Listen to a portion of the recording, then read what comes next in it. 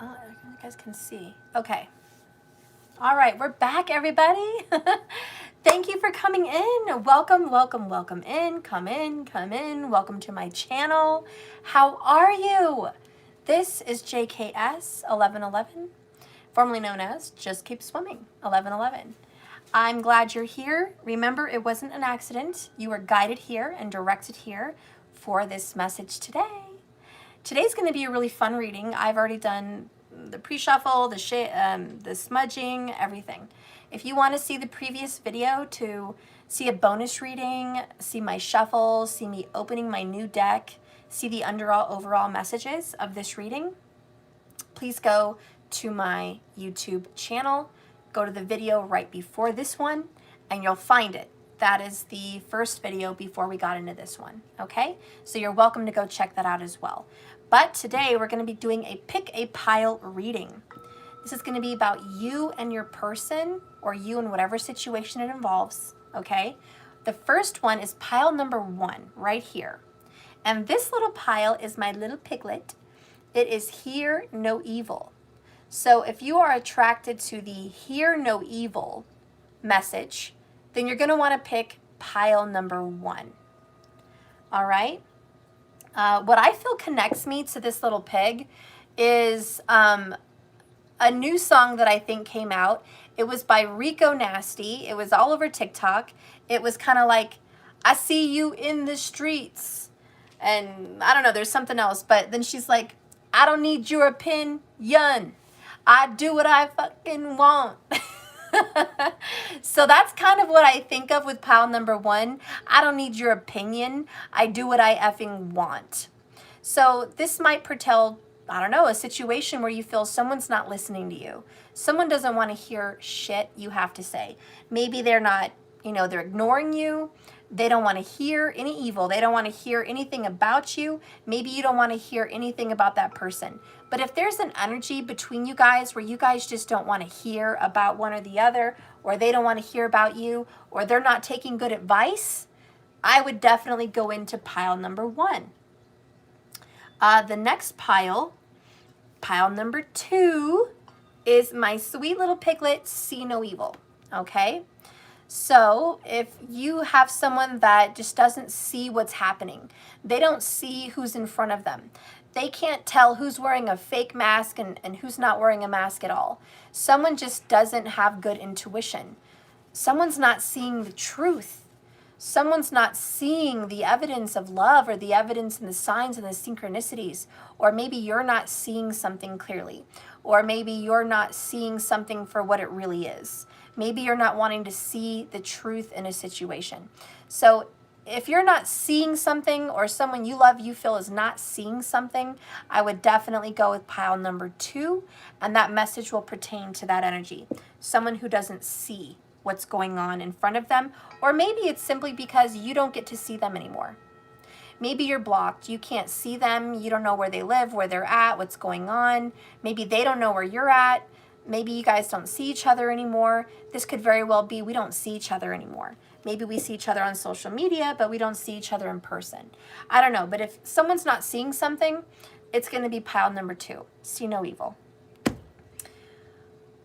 And the song that I feel that goes with pile number 2 is I don't want to know if you're playing me, keep it on the low. 'Cause it would break my heart, or something like that. Who's Mario Winans? I don't want to know. If you haven't heard that song, Mario Winans, I don't want to know, you should hear that song on YouTube. You can just search it out right now, Mario Winans, I don't want to know. And I think that's the song I'm channeling for this. I don't want to know if you're playing me, keep it on the low. 'Cause my heart can't take it anymore. Is that you? Or is that somebody you love? My heart can't take it anymore. I don't want to know. And maybe that's why you don't want to look. Maybe this is for someone that doesn't want to look at their profiles, doesn't want to look at their information because they don't want to know shit. Because their heart's already broken. So if you're playing me, keep it on the low because I don't want to know. All right? That's pile number 2. All right? Let's see what I'm channeling here for pile number 3. All right. What am I channeling? What am I channeling for pile number 3?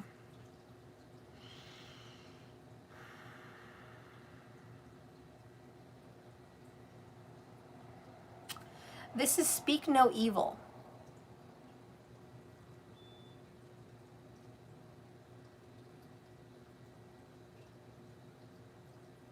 You know what song I'm channeling for this one is? I'm So Lonely. I'm so lonely, Mr. Lonely. I have nobody to call my own. Oh, Mr. Lonely. I'm so lonely. I have nobody to call my own. And it's like, I had a good girl, but I didn't treat her right. You know? I feel like somebody regrets something over here with Mr. Lonely. And maybe there is a Mr. Lonely or a Mrs. Lonely. But somebody had a good girl or a good boy and they didn't treat him right. And someone will be lonely here. I don't know. That's what I'm channeling. Okay? You're depressed. This whole reading is my pile. What? Patrice Bodell? Girl, you have me rolling over here, okay? So speak no evil, you know? This is, I shouldn't have said what I said and I might regret it. Or maybe I'm gonna regret it. Steph say with tarot cards, no singing. Yeah, I know, guys. I ain't a singer. That's why I don't do the ring my bell, you know, because I can't sing shit. I can't sing shit. And I know this. And you know this, man. But I try to tell you the song just the same. Anyways, this little piglet here, I don't know. I feel like somebody's going to regret something. Okay? Somebody's like, I shouldn't have said shit. I fucked up. I said something I shouldn't have said. I feel like there was a breakup. I feel like there was some kind of, I don't know, tension, argument, breakup, separation, or just something hurtful that someone's going to regret saying. Okay? I love you too, guys. I love you too. So I don't know. So you guys are going to have to pick. Pile number 1, hear no evil. Pile number 2, see no evil. Pile number 3, speak no evil. Okay? And that's what's going on. You want to know the overall bottom line underall energies? Please go to the previous video and you can see those shufflings, the bonus reading, and the overall underall. I encourage you to see it. I know it's an hour long, but we had fun. It was a really fun video and I think you might like it. Okay. Without further ado, we're starting with pile number 1. Are you ready? Drum roll, please. Drum roll. I have one hand because I'm going to take a drink.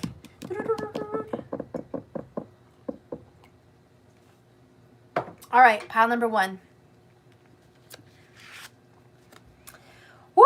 First card, number 14, Temperance Energy, Expertise.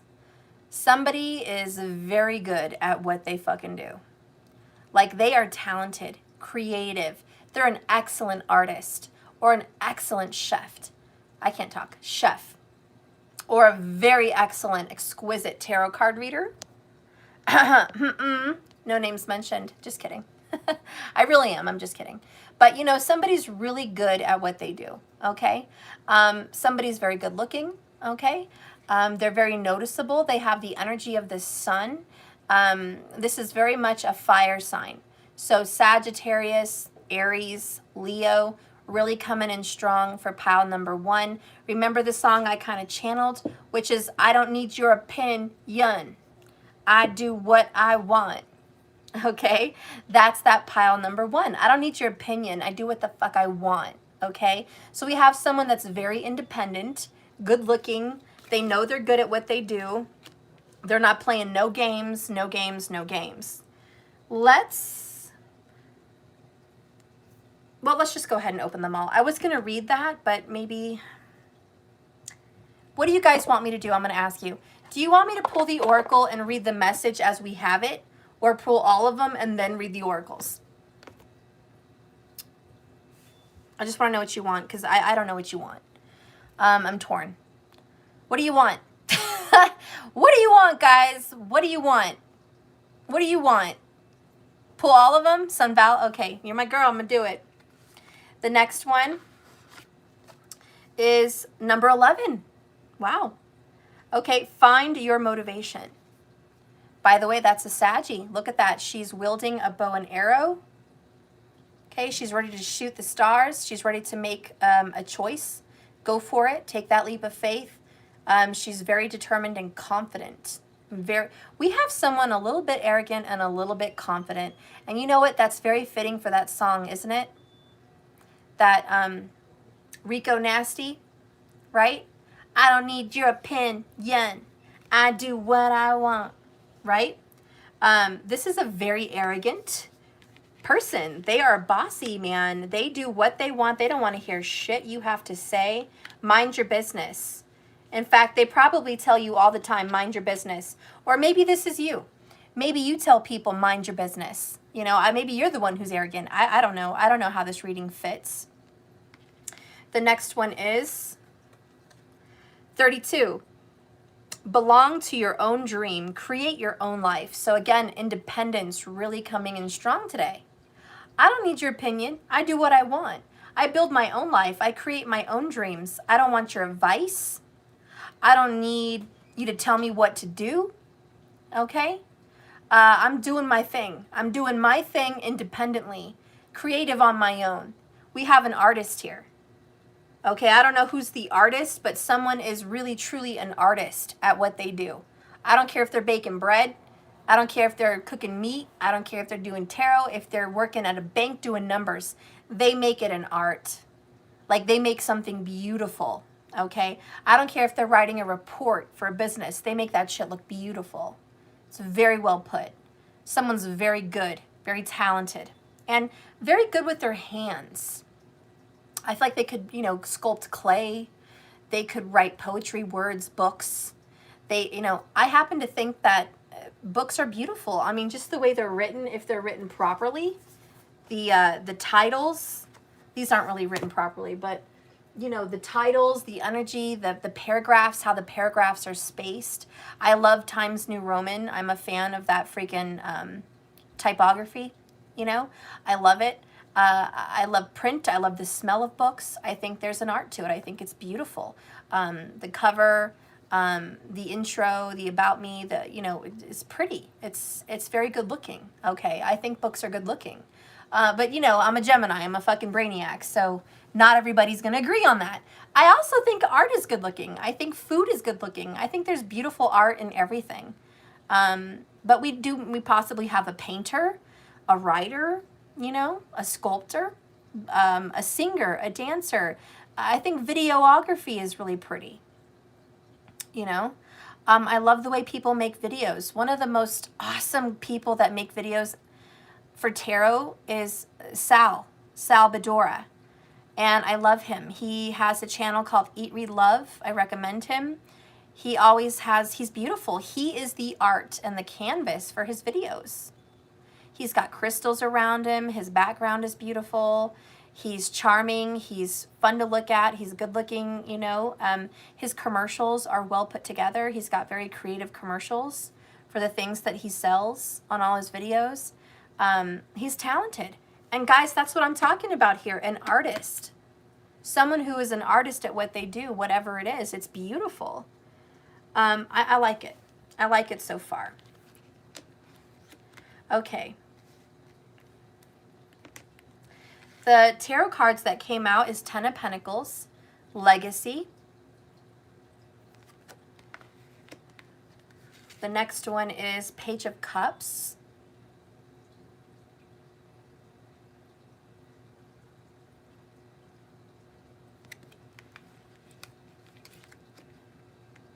The next one is Ace of Wands.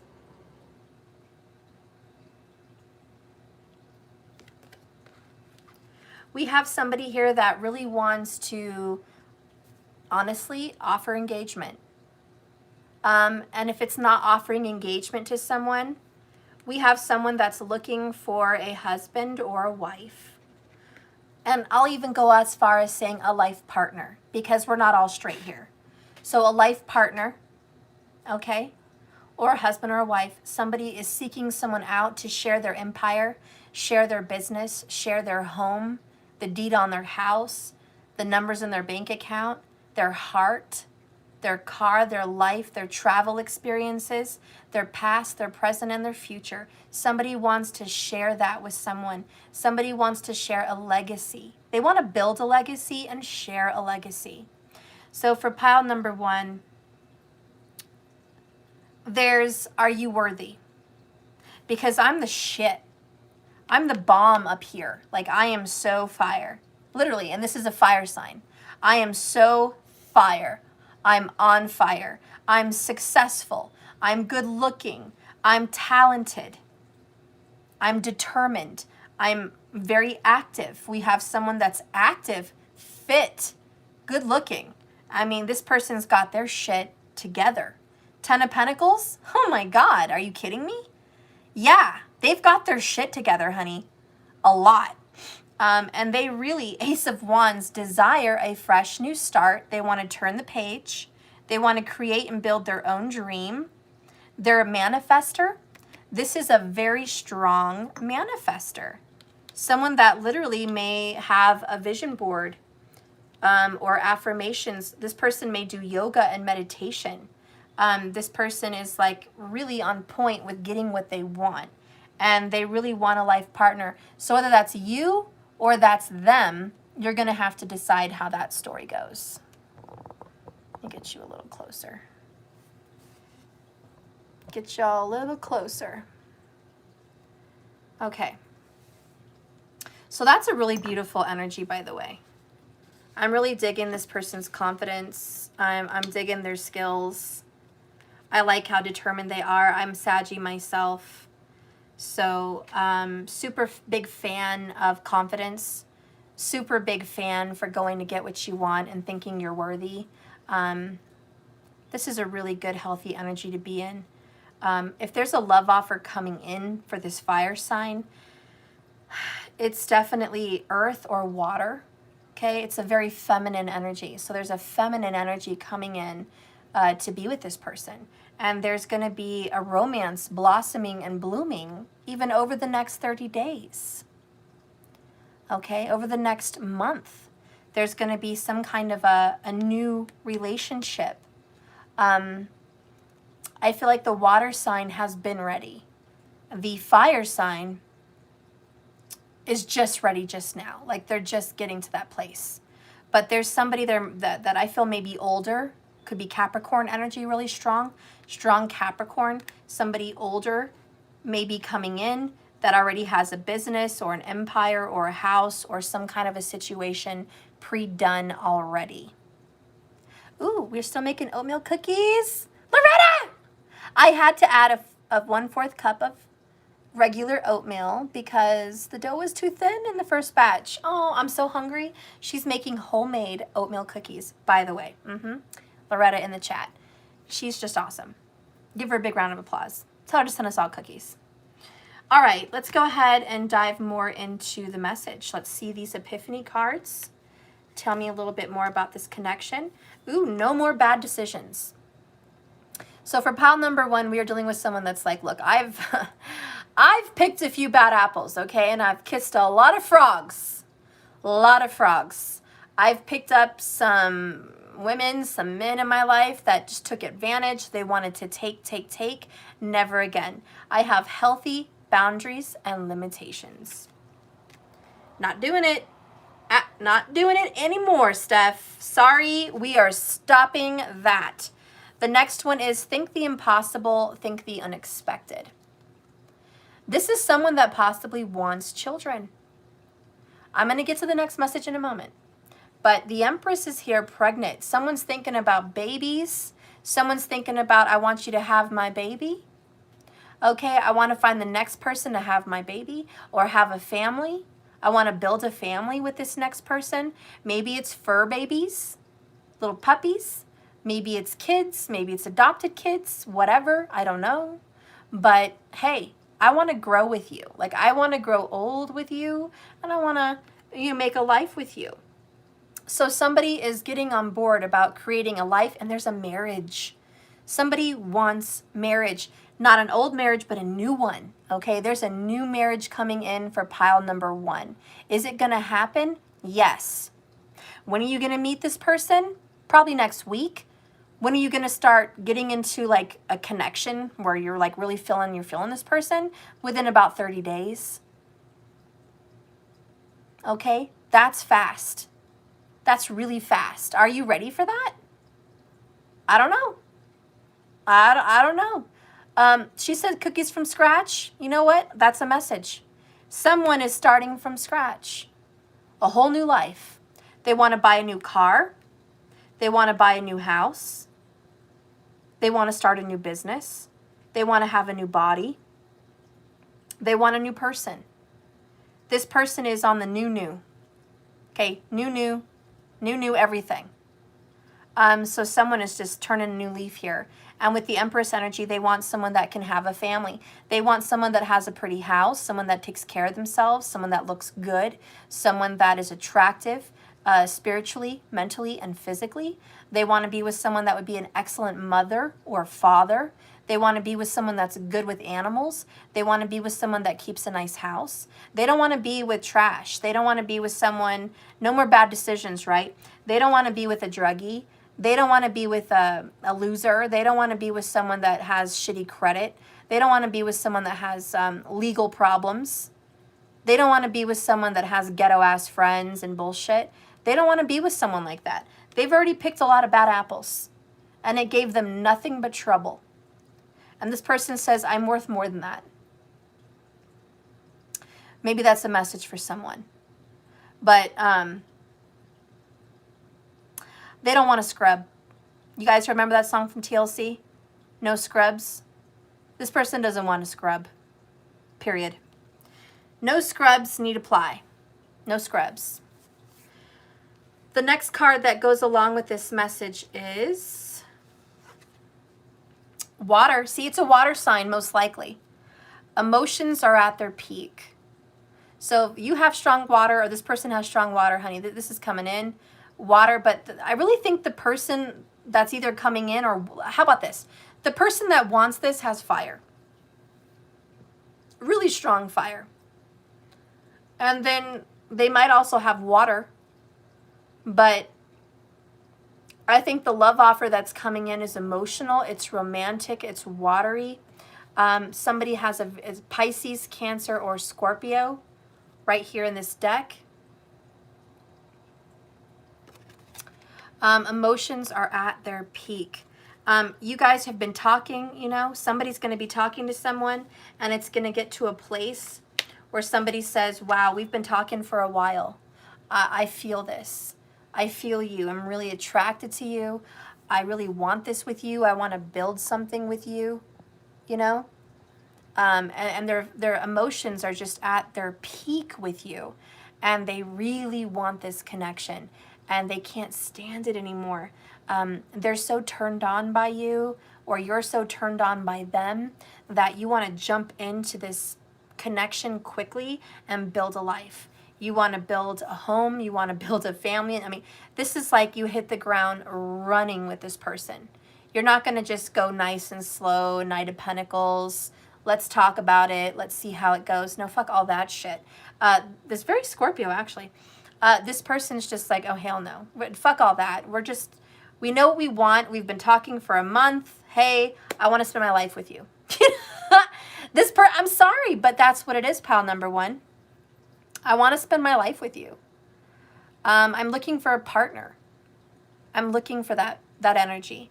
If you are the Empress and you carry everything I spoke about, a new car, new business, a new life, better credit, good job, you know, smart, educated, artistic, talented, if that's you, then this person coming in wants you.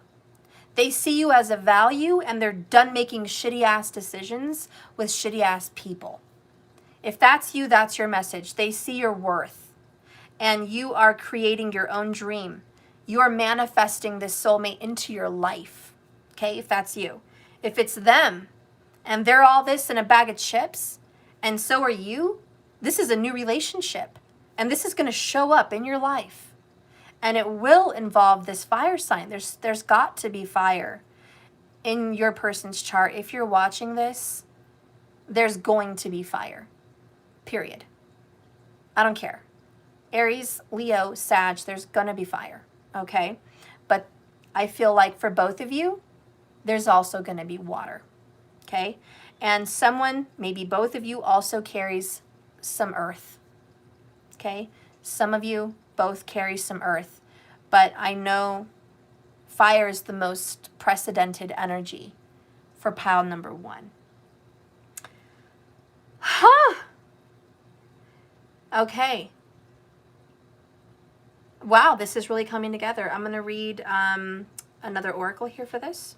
Oh, wow, look at that.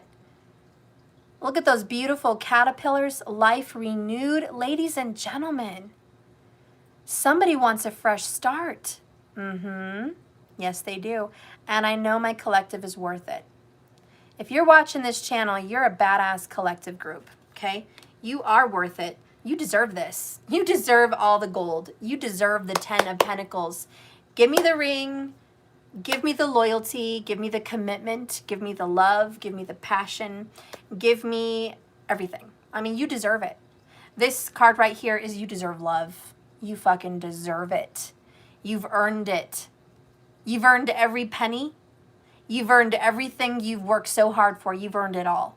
Now, if this isn't about love, it means you've earned the fucking 10 of Pentacles. You've busted your ass, sweat and tears, to create a new life for yourself. So if this isn't about love, you have busted your ass. And I'm hearing the number 40. Maybe 40 is the new leaf for you. I don't know, but I'm hearing it. But you've busted your ass here. And you deserve the award. You deserve this 10 of Pentacles. Whether that's your own business, whether that's a new car, a new house, a new life, you earned it. Number 10, your new beginning. Fuck all that. This is a new leaf for you. Okay? Maybe you're older. Maybe you went through 40 years of hell. And now you're ready to just say, I'm not wasting my time on anyone anymore. I'm going to put all my energy into myself. I'm going to go get me a new puppy or a new kitty, or I'm going to adopt, or I'm going to, take on fosters, or I'm going to help the neighborhood or whatever. I'm going to be a caring, nurturing human. I'm going to start my own business. I'm going to be independent. I'm going to create my own dream. I have a new passion for life. My life is renewed and I don't need anyone. I'm very independent. For some of you singles, that could be the message. For others of you, it's just I've reached that point of my life where I've been through it. And, Saturn matures at the age of 36. So most of you are over that age. And if you're near that age 40, which I was hearing, if 40's popping up on you or close to you or something like that, you know that this is the time where you sit up in Saturn's face and you say, hey, you. Yeah, you. I'm talking to you. You owe me something. I've learned a lot of lessons.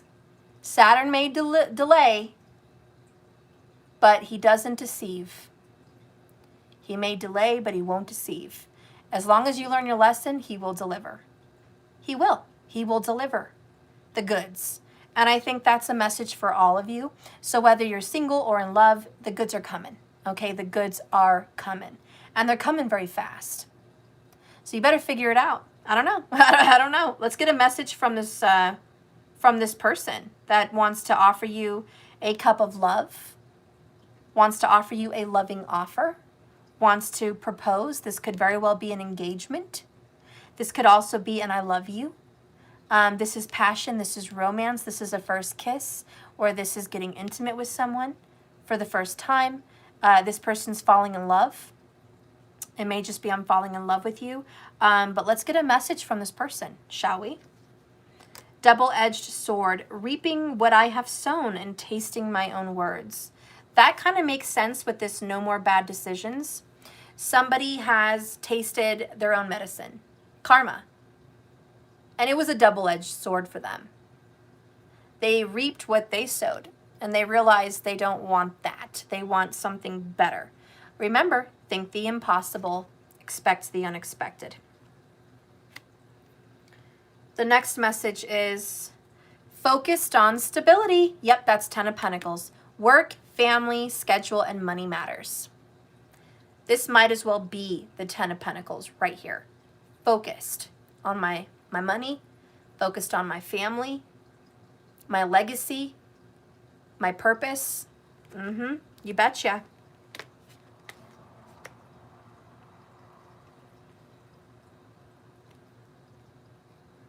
The next one is angry and resentful. Hard feelings, not over this.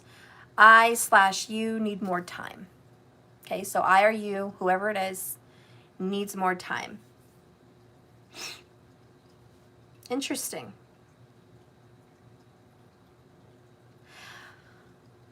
The person that's coming in feels like maybe you're a little bit resentful or angry, or maybe the shoe's on the other foot. Maybe you feel like this other person is jealous that you paradigm shifted, that you're on a new leaf now. But this person that is coming in, that there's a message from someone. I think they're mad that they fucked up with you a long time ago. Not mad in the way where they're like super angry, but man, I should have seen this a long time ago. Why didn't I open my eyes 10 years ago, or 5 years ago, or 2 years ago, or last year, whatever, you know? Somebody's sitting here thinking, I wish I wouldn't have made some bad decisions, and we would have been starting this sooner together already. And so I don't know if that's you or that's them, but you know, it's a message. And if someone is feeling like you're resentful that you started too late in life, some people might be like, I started too late in life before I got it together. Don't. It's all divine timing, and it was perfectly orchestrated. Let's go ahead and read the energies that I told you I was going to read at the end.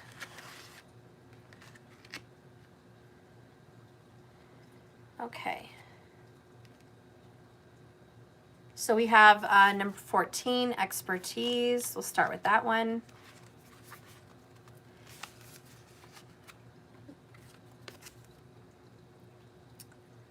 Thank you so much. You guys are awesome.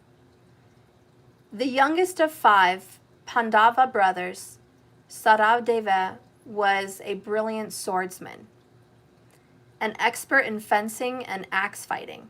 He was also an outstanding astrologer, as well as virtuous, patient, even-tempered, apart from his expertise in military skills. He was also a master in the medicine arts and politics. Poised with such a vast variety of skills, he became enlightened about the history of the world, including what would happen in the future. Throughout his life, Sahadeva was aware of everything, but Krishna had advised him to keep his information to himself, unless he was asked by someone to reveal it. So weird. I feel like there's smoke behind me. There's no more smoke. I don't know. That could be a sign for someone. Even then, he was only to reveal what was asked, no more. He was agreed upon by Sadadeva in exchange for the protection of Krishna. During the course of war, Sahadeva was fully aware of all the plots and strategies that were planned against his family, but he kept his promise of silence. This card appears to advise you that the expertise and knowledge are sometimes meant to be kept secret in order for the full potential of energies to be exchanged and expressed as destined.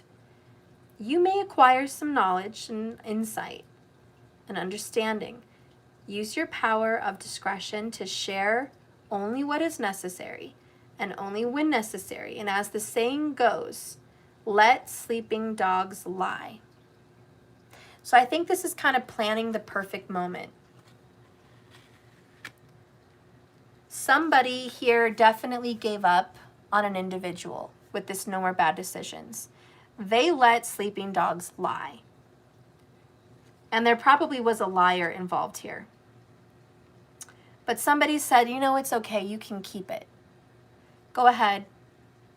Sit in your decision. Do what it is you need to do. I have better things to do. I have a bigger plan. I see the end game, and I'm not going to stay stuck in the bullshit. I have somewhere to go. I have somewhere to be. I have important matters to attend to. Family is first. And I feel like that's the overall message here. Family is first. And somebody in pile number 1, I don't need your fucking opinion, is worried about their family. And they come first. And there might be someone trying to come in and tell you how to do something, what to do, when to do it, and you're just going to say, you know what, fuck all that. I don't need your advice. I'm already experienced. And I know more than you think I know. I just don't talk about it all the time. I don't share my business. I don't share what I know, but I know. And so somebody here knows more than they're saying in pile number 1. And they might be a little bit of a know-it-all, but that's okay. Somebody knows better, and it's up to them. They don't need someone to tell them what or when to do it. If somebody has been controlled and you feel like there's been a mask around them, there's been a masked figure that was bullshitting them, they know more than they let you know. 44 people watching and 14 thumbs up, and this is the number 14. 444. They've been seeing it. And didn't I say that earlier? I felt the energy of 40, so that's weird. A lot of 4s here for this person. Could be a strong indicator. Listen, this person knows more than they're letting you know, and they're going to catch someone, they're going to bust them, and they're not going to make a bad decision anymore. They're going to have a fresh new start with somebody who's worthy, and if you've been worried that someone didn't see the bullshit that was going on around them, you're wrong. They see it. They know. And they're on their way out the door to have a new beginning because no more bad decisions. They're just playing stupid for the moment. Let's read the next card. Find your motivation.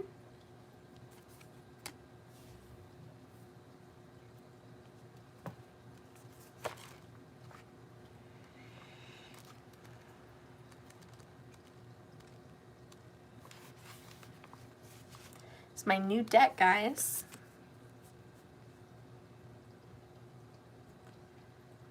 The universe responds to your intentions, whether or not you know they're there.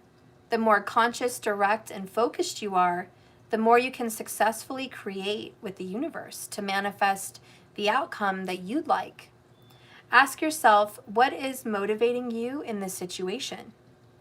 What do you ultimately want to build, offer, learn, or receive or achieve, and why?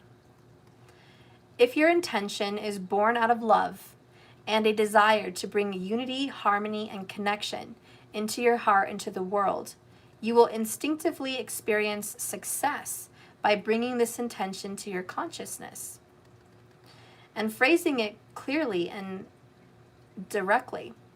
Any intention that is less pure, such as desire to impress, gain attention, assert superiority, have ego, or fulfill some sort of social norm or expectation, will benefit immensely when you realign with the highest vibration for all.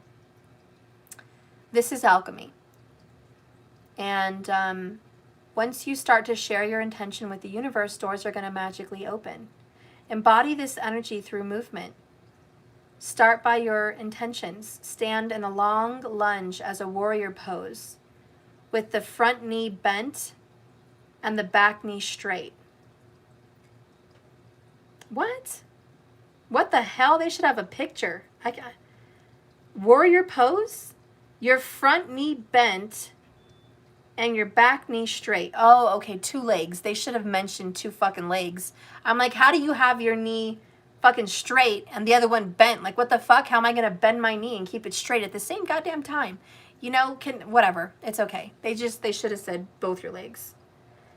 Front leg, back leg, but they didn't emphasize that, so what the fuck anyways. Sorry. Rant. Anyways, so one leg is bent, the other one is straight. This is the warrior pose. And feel like that is some kind of a stretch. It gives you a bunch of information about how to put your right ankle in front of your toe and your toys. Listen, I'm not going to sit here and do yoga, okay? If you want to know more about the warrior pose, it probably looks like that. I don't fucking know. But if you can Google it, warrior pose and yoga, and that's what it's talking about. That might be great for you to exercise and do that stretch. So pile number 1, go ahead, Google it, look up the warrior pose. That might be a good yoga thing for you to do. Okay? Yeah, kind of a workout. I ain't doing it now, guys. But this is somebody manifesting what they want. And I'm so proud of you. So proud of you. I'm so proud of you. I'm so proud of you. I can't sing. Not today, for sure. But this is a whole new renewed life. Somebody is done with kissing frogs and making poor decisions about partners. That's some bullshit. They are not on anymore. Somebody wants better. And to be honest, somebody is a little bit materialistic here. Okay, I'm making you laugh. You know, but for real, somebody's materialistic. Somebody's worried about, you know, how they look. Okay, it's important to them. I'm not saying they're an asshole, but I'm saying you better come correct. You know, I care about what you look like, and I hope you care about what you look like. You know, this person wants to kind of be more classy. They want to stand up in society and be well looked upon, and they don't want to be with, you know, trash. They don't want to be with no scrubs. So, you know, this person's like, I'm worthy. I'm gold. Why should gold be with, you know, iron? I know iron is strong and it's an important material, but I'm gold. You know what I'm saying? I'm gold. Like, treat gold with respect. You don't put gold, you know, in the trash can. You know what I'm saying? You don't do that. You know, so there's just this energy where, like, iron gets rusty. They don't want no rusty, musty, crusty person, you know? They want someone with some skill, with some attraction, with some momentum about life. They want an empress. So I honestly feel like there's an emperor out there that wants an empress. And they're wanting to build and create a new life with someone. Or maybe that's you, okay? And no more bad decisions, no more pages, no more 7 of swords, okay? No more 5 of swords, no more secretive people, no more fools. They want somebody with some experience, and they want somebody that has their shit together. Number 32, let's see what's happening.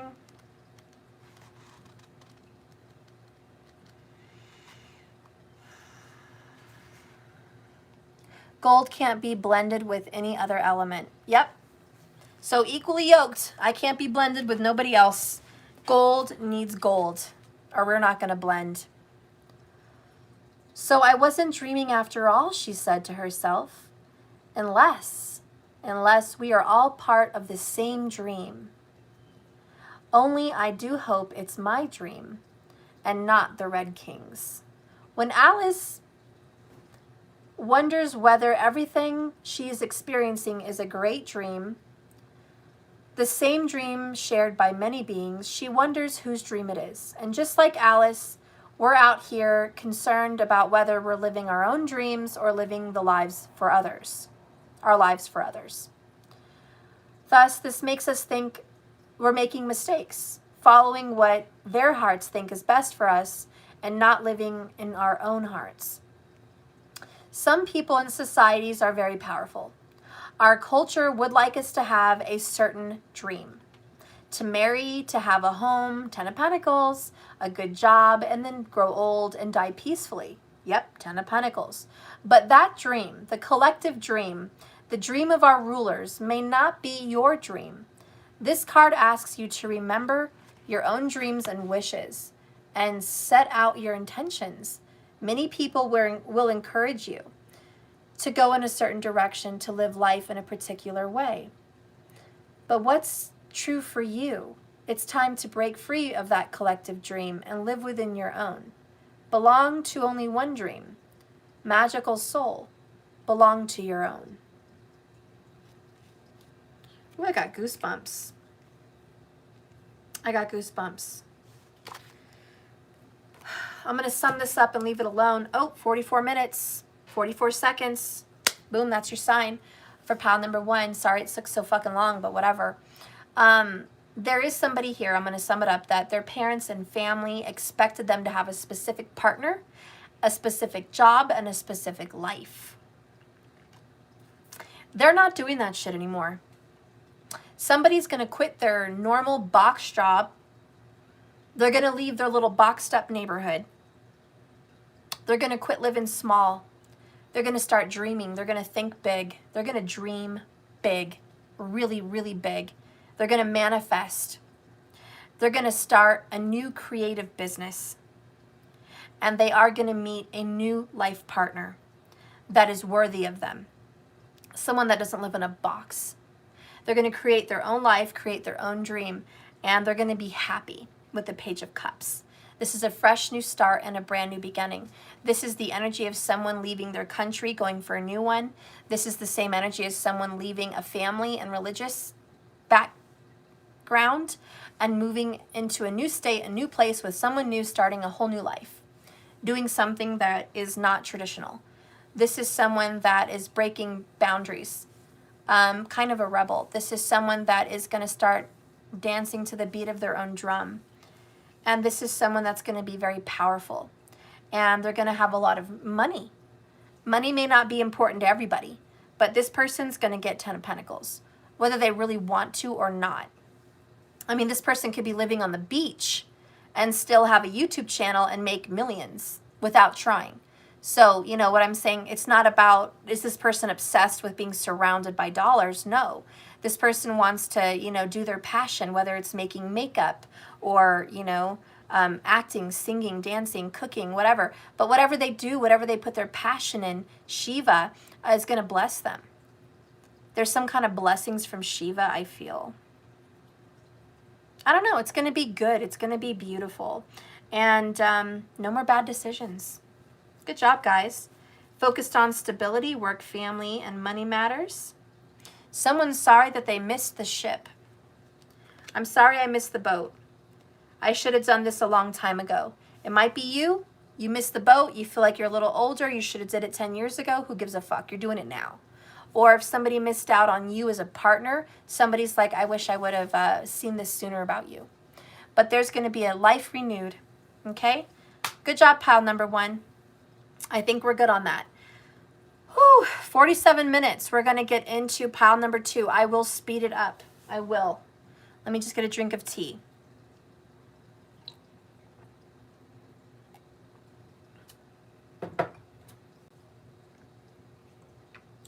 Before I end, I feel called to pull this for pile number one and the others. Just a divine door, just a quick little tiny oracle. Show me the divine door to your new life. Show me the divine door to your new life. The tea is really good. It is Earl Grey tea. It has honey and a little half and half, and I think it tastes lovely. There's a church. Somebody's getting married. I just want to leave it at that. Listen, someone's getting married in pile number one. Hear no evil. I don't know if you see it coming. I don't know if you're manifesting it. I don't know if it's an accident. I can't talk. But you're getting married. It says here, a stranger's grace. Ego fears the sudden danger, but never underestimate the kindness of a loving stranger.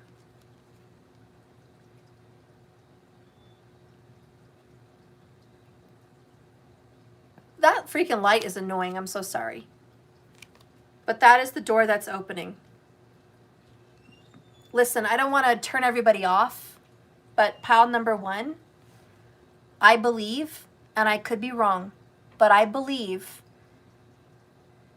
you're going to have a new life with somebody new. And I believe that the person that didn't see your worth and fucked you over is going to regret the day they screwed up. That was the worst choice they ever made. Somebody is going to see you walk off into the sunset. Somebody is going to see you make a beautiful life. A life they could have had with you. That's the double-edged sword. And they're going to try really hard to win you back. That may not be a possibility. You may be ready to just say thanks for the apology, but I've moved on. If you're waiting for an apology from someone in there like that, you're probably going to get it. Within the next month, week to a month, you're going to get an apology from someone that realizes they fucked up because they see how amazing you're doing, and they never listened to their intuition. They never took advice from anybody that told them that you were worth it. They didn't even trust their heart, and they didn't want to hear shit. They were stubborn. They missed the boat. You're going to get an apology, but I think you're going to move on. That's just my honest opinion. You're going to meet somebody new, and it's most likely going to be a strong, badass, sexy fire sign with water in their chart. And they're going to regret ever messing it up with you. And if you want to remain single, then it means you're going to get your apology, and you're going to be the badass fire sign with water in your chart. You're going to go get it. You're going to go live your life, live your dream, and life is going to be fresh and brand new for you. Okay? So I'm proud of you. Whatever your situation is, pal number one, we'll just leave it. We'll leave it at that. Okay? But that's the message. Pile number two. Now we're going to get to you. 66 people watching. Woohoo! 51 minutes. Let's get in. First card is about see no evil. So remember, this is that Mario Winans. I don't want to know, right? I don't want to know. I don't want to know. If you're playing me, keep it on the low, right? That's what this is about. And so you should hear that song. If you've never heard it, you should probably Google it. But somebody here is kind of in denial. What I feel with this see no evil, they are in denial. And also there's a masked figure, a masked character around them that just really trying to avoid the truth here. Let's look at it. Ambition, number 35 is the first one. Look at her. She is moving away, running. This is like Six of Swords, okay? Someone's like, maybe they did unmask the fake in their life. Like, I am paddling. I'm out of here. I'm so out of here. I'm so ambitious to get the F away from this masked, denying, lying character. Like, I am so gone, okay? I've got my eyes set on the horizon. I'm ambitious. Something good is out there. It's not where I've been, okay? So I do see somebody kind of moving on.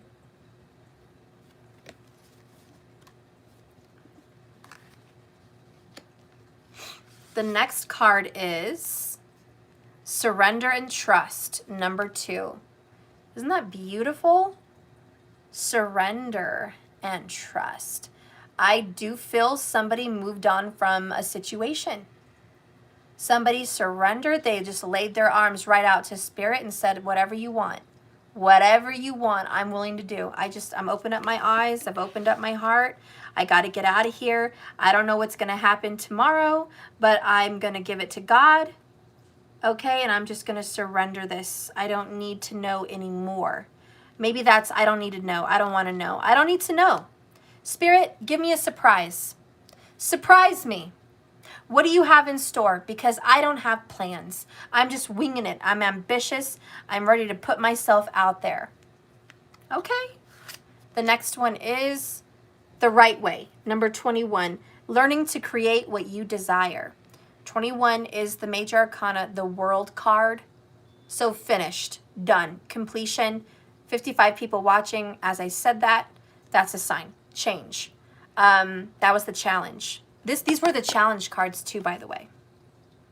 I didn't mention that in part 1, but the Alice in Wonderland cards represented the challenge. So pile number 1 had a challenge about stepping out and doing their own thing. Pile number 2, your challenge is to end a situation, to be done. And it says here the right way, learning to create what you want, ready to create what you desire, okay? So you are willing to start something new. But the problem is you don't really know what you want. That's kind of what I'm feeling. Well, that's nice stuff, but I don't know what I want. I'm just glad I got away from the masked figure. but I don't exactly know what I want at this time. I'm still kind of figuring it out. I'm trying to wing it. A lot of ambition, though. The next card is Two of Cups. Destined lovers, Jamie and Claire from the Outlander series. Ladies, gentlemen, who's watched the Outlander series? Hello. I think we're all happy. We have a nice piece of eye candy right here. Thank you very much. Yes, we do. Anyways, our Scotsman here is with this lovely lady, his soulmate. And it didn't matter through space and time, they were going to find each other. They were destined, okay? That it didn't matter that she was hundreds of years younger than him in a whole new timeline. They found each other. They were supposed to meet. There was changing history together. So I feel like somebody might have been paired up with the wrong person, and now they're being aligned with the right person. I say the right person because it says the right way. Okay, the right way. I know the light is annoying as hell. I'm sorry, but the right way, the right person. So yeah, I think somebody's being aligned with the right person. No more frogs. Somebody kissed a frog here too. Oh my God. Who got number 2? Who got number 2? You got 2 of Cups, twin flames, and pile number 2. Honey, that is 2, 2, 2. Okay? Talk about coupling. Talk about destiny, partnership. Holy shit. Wow. I'm impressed. I'm fucking impressed. Okay. Oh, and you're 22? Damn. Okay. You're going to meet a twin flame, sweetheart. Like, you are being pointed in the right direction. God's rejection is his protection. Oh, yes. And in this time, it pays off. Thank you. No wonder you're trusting the universe. You're like, I have been kissing way too many frogs because all my choices were shit. My choices were crap. No more frogs for me. I'm going to surrender this badass connection. And you're moving on into a connection with a twin flame, period. That is pile number 2. It could be a soulmate, but come on, I got the twin flame card. And I really feel like Jamie and Claire are twin flames. Like, for real in the show. So,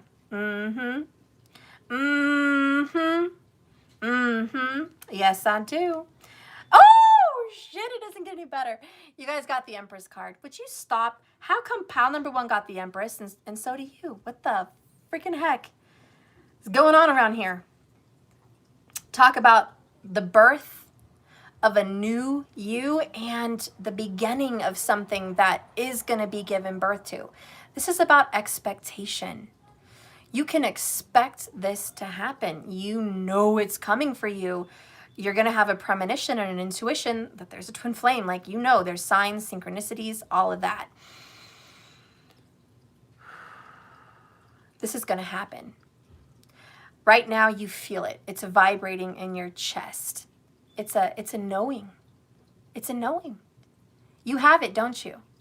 You have it vibrating in your heart chakra. You feel it. Just the knowing of this. It's like, yes, this is me. This is me. This is happening. This is crazy.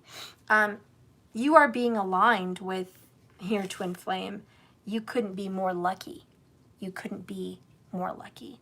I would normally say this twin flame is going to be full of trials and tribulations and hell, because 9 out of 10, yeah, most twin flames are a living hell, to be honest. That's just real. That's just completely honest. But everyone has a different chart. Everyone has a different 7th house, okay? Not everyone's going to have malefics hurting your relationship situation. Not everyone. And this person is pretty lucky. They've got a very good 7th house. They've got nothing bothering them in there. They've got no bad aspects. It's in a good sign, you know. It's a good. Maybe there's Jupiter there, you know. Maybe the moon is there. I don't know, but this is good. It's blessed, and there's no harm here. And so you are going to be aligned with the right person. So this twin flame situation, you're headed right for it. It's going to be fast. We have someone here that's abundant, attractive, charming, nurturing, and caring. Someone that's affectionate and someone that won't stop at anything. They'll stop at nothing for their love. I will do anything for you. Isn't there a song like that? I'll do anything for you. I did it for you. It's all for you. Oh, everything I do. Everything I do it for you, right? Everything I do. Who sings that? You guys know. Markers can post it. Everything I do it for you. That's how ambitious and how loving someone is in this connection. I don't feel you guys have kids yet, but I feel you will. So this could be a younger person, 30s, 35 came up. That may be your magic number. If you're over that age, what I feel is maybe you just won't have kids. Maybe this is just a union for two people without children. However, if you do have kids or you'll share children at some point, you'll have one. I think it's like one child together.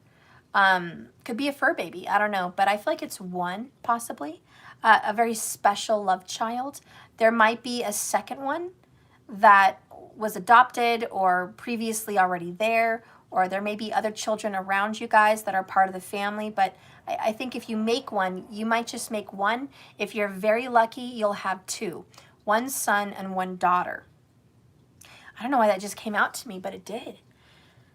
You might have one son and one daughter with this person. It's really beautiful. They're great with kids. Even if you don't ever have children, this person is really great with kids.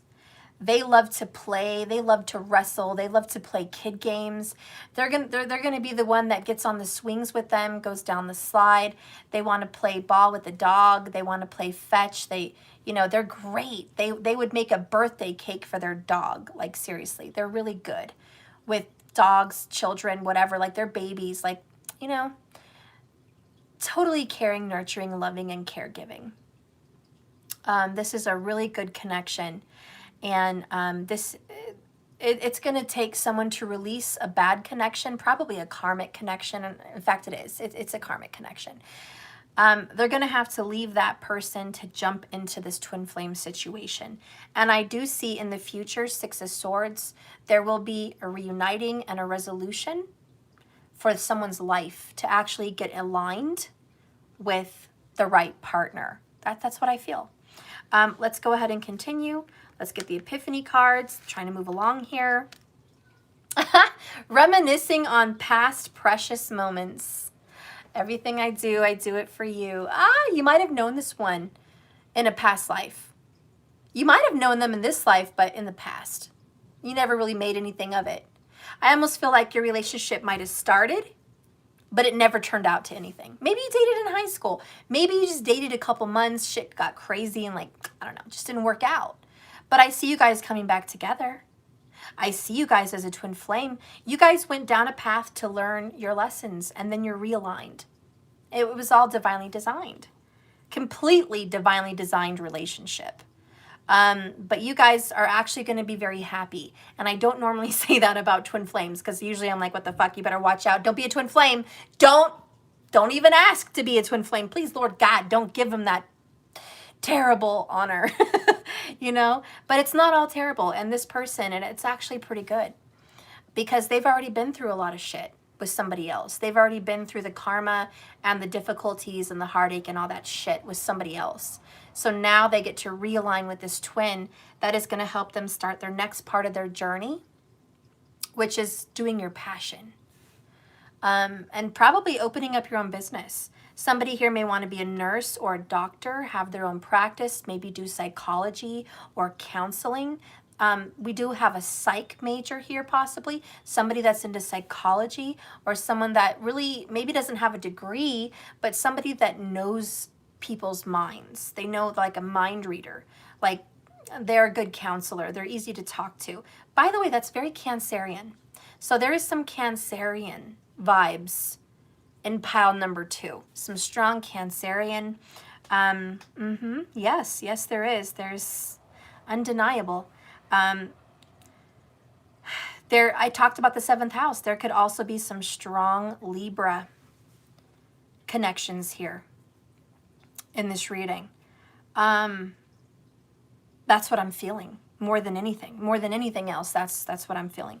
Two of Cups is Cancerian. Empress is Cancerian. She's also Libra and Taurus. You know, if you want to throw a Taurus in there, you can. Okay, but it's beautiful so far. Anyways, let's keep going. Somebody reminiscing Six of Cups is Cancerian too. So just tons of Cancerian. But yeah, they kind of miss I don't know, they miss this past connection. I have to say it because it's a twin flame. You have known this person before in a past life. You knew them. You might have even been married. If you don't believe in past lives, I don't know why you don't. It's real. You can do past life regression, hypnosis. There's even meditative videos that help walk you through a private past life regression at home. Those are really good to try. If you need a little help calming your mind to do a past life regression, see, here we are getting into psychology. Somebody's a psychologist. But if you want to get, more open, I would say, I don't normally say it, smoke some weed. Hey, I'm serious. I know. Smoke a little ganja. Smoke a little green. Okay? You don't, maybe put it in your tea. Maybe eat a little gummy if you don't want to smoke it, But maybe relaxing, getting in some kind of a very relaxed state. It would help you see that past life. You could do a regression and probably remember this person. Remember what you looked like. Remember where you were. I did a past life regression and I was like ancient. It was like ancient times with my mom. It's really weird. And I think we lived in like Egypt or, I don't know, but it was definitely a Hebrew or, how do you say, Arab nation. Wherever that is, like Israel, that whole thing out east. Like that's where my earliest past life I remember.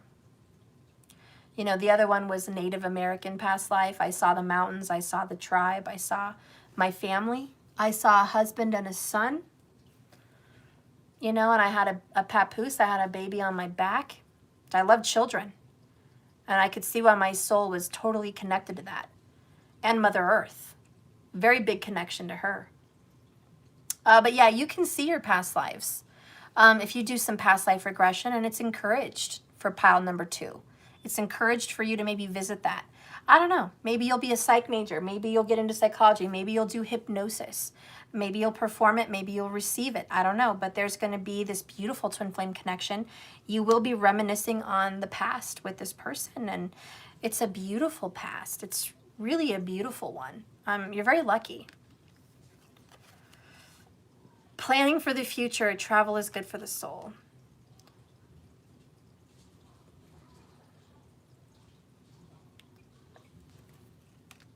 There's going to be a lot of travel between you guys, even that ambition.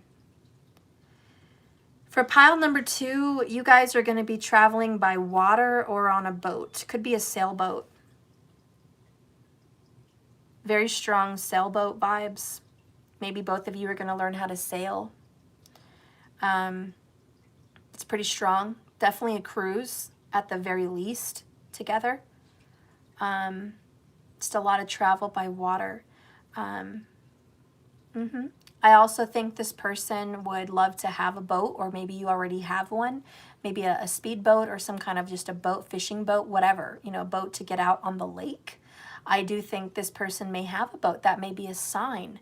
Maybe you're going to get a boat. Maybe you already have one.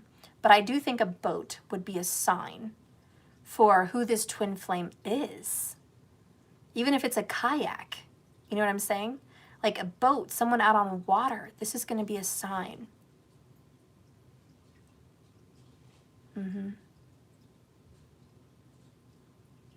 I can't keep jumping around, but I really feel Cancerian, and I saw the ruby in this crown. And I don't follow tropical, but ruby is the stone for the sign of Cancerian. And it just really brings it home. Just really brings it home. So it's a beautiful connection here. If someone says, well, I already had a Cancerian in my life and we broke up and it's not my twin, it's still possible for you to meet somebody else that's a Cancerian also. How do I know this? Well, look at your astrology. Venus is relationships, love, and romance. Jupiter is a husband or father of children for a woman's chart, or the 7th house. You can also look 7th from Venus in the Navamsha chart. 7 houses away from Venus in your Navamsha will reveal who you met and how you met them, and maybe a possible sign about who they are. You could also look at your 1-7. And if your 1-7 is a Cancerian, which means you'd be a Capricorn, and you're 7 houses away person, it would be karma. It'd be fate. You're destined to meet those people. You're destined to be with them. I, for an example, had 3 Leos in my life. Just because I ended it with 1 Leo didn't mean I'm not going to meet another Leo. You know what I'm saying? Like, maybe a Leo is just my thing. A Leo is my fate. That's the energy that I mesh well with. I freaking have a thing with Leos. Guess what? My fucking Venus is Leo. Okay? You know what I'm saying? And I know that's a feminine energy, but it's still love, you know? So it represent, right? Represent, Leos, Venus Leos, represent. So you know what I'm saying? Like, I don't know what your situation is, but, you know, there's some Cancerian here. And if it's a 1-7 for you, then there's Capricorn. And you're looking at your 1-7. You know what I'm saying? So, you know, anyways, I'm going to move on. But you guys will be planning a future together. A very happy future.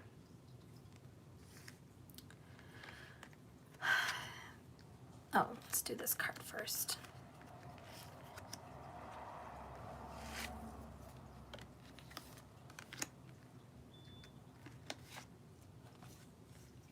The stars. A long journey brings rewards. You guys are going to be on water, near water, on a boat looking at the stars one day with your twin. Also, the stars card for me represents astrology. So yeah, this twin flame is seen in your astrology. If you want to know more information about that, if you want some information about who this twin could be, please go to jks1111.com, purchase my couples compatibility consultation. I will be glad to go over your astrology and let you know, based on your chart, who this person is and if they would be a soulmate or a twin flame, okay? I'd be happy to let you know. But it's going to be seen in the stars. A long journey brings rewards. And that's that. I've already been there, done that. I've had some frogs. I've kissed a lot of frogs. Now I get to meet someone on this journey that is much like me, okay? Much like me. And it's the twin flame. You're going to see a lot of yourself in this person. The next one is, oh my gosh, I miss you. More 6 of Cups, 6 of Cups, guys, this is ridiculous. Both of these cards represent 6 of Cups. Nostalgia and reminiscing and missing someone. It's just right here.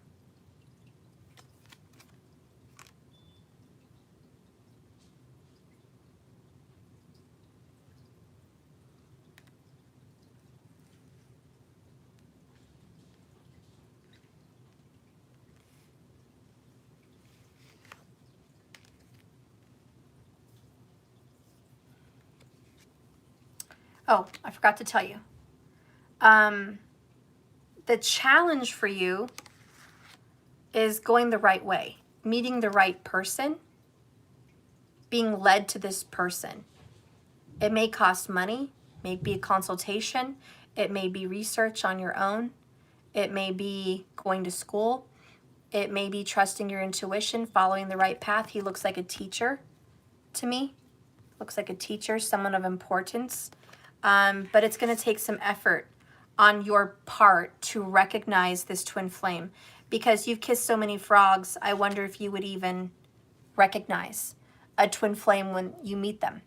I know there's going to be a lot of synchronicities, but you know, it is what it is. But there's a teacher or educator, student, learning, psychology, research, whatever, all of that is involved here. Okay, so let's go ahead and see what someone needs to tell you. This is going to be a message you need to hear from this twin flame, perhaps. And remember, you do have a past life. Oh, I already left that behind me. So your person wants you to know, I already left the karmic Six of Swords behind me. Okay, that's done. I've left them behind me. They're in my dust. Crying so much over this. They've missed you. They've cried for you. There's been a lot of pain being apart from you. Or maybe this is you, you know. You've been apart from them. You miss them. Interesting. The next one here is isolated. I stay away from people, feeling alone, and going within. Pisces vibes, right? This person likes to isolate. Maybe this is you, maybe this is them, but there's somebody that loves isolation. They love to stay away from people. Maybe that's why they like to be on water, on a boat, because not a damn soul's gonna bother them there. And they just really like to go within. Virgo vibes. There could be some Virgo vibes also in this connection. By the way, Virgo Pisces, what is that? Fucking 1-7. Soulmate. Twin flame, duh. But it's not always twin flame. You have to look at all the other aspects. Navamsha, Sastyamsha, 7 from Venus, etc., etc. There's many more ways to compute what a twin flame is based on astrology. So don't just take it, like I said, just because they're a 1-7 doesn't mean that. There's more to look into. But soulmate vibes could definitely be seen from there. Anyways, yeah, this person stays away from people, been alone for a while. They've moved on from some situation and they just want you to know, hey, honey, I've moved on. I miss you a lot. I hope we can get together and I can't wait to embrace you. I can't wait to see you. I'm kind of on my way with this ambition card. Somebody's really on their way. So we're going to read number 35. Leaving difficulties for smoother waters. Leaving rough waters for smooth waters. Leaving the hard times behind you. Looking forward to the good, having a painful new beginning, but a new beginning nonetheless. Oops. And this energy says, Satyavati. Satyavati, the mother of Vasya, the great-grandmother of Pandavas and Kauravas, this resilient, relentless queen used her power to manipulate anyone and everyone in her desperation to cling to her position as the queen mother. She had one sole aim, that only her progeny be king. I don't know, maybe that's her son. At the cost of denying Bhishma the throne, she constantly employed unscrupulous means to achieve this end. However, her power-hungry ways and unfair attempts proved frustratingly unsuccessful. Refusing to learn the values and morals, her obsessive desires led to nothing. She was headstrong and unyielding, and her focus on impossible ambitions proved futile. In the end, she ended up a broken, unhappy, miserable soul. This card suggests that the overzealous ambition has a price. Use caution, consideration to follow your desires. Ponder carefully the decisions that you make toward achieving your goals. Consider the consequences of your choices before executing those decisions to avoid destructive results. There may be a feeling of frustration or discontent. Are you overcome by your obsessions? It may be time to ruminate, re-examine the situation, and reassess your goals.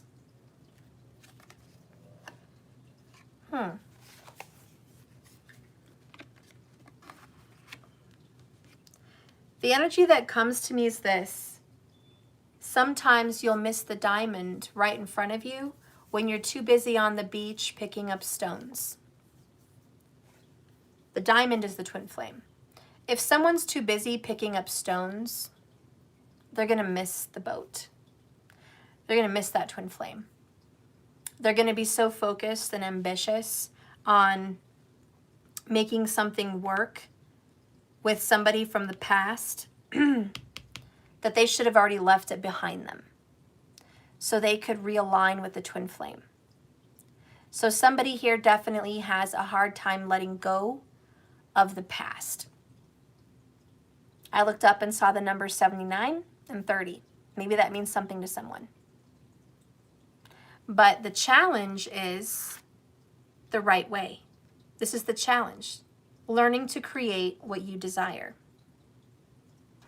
So someone needs to get educated here on what it is they want, what it is that they're going to do.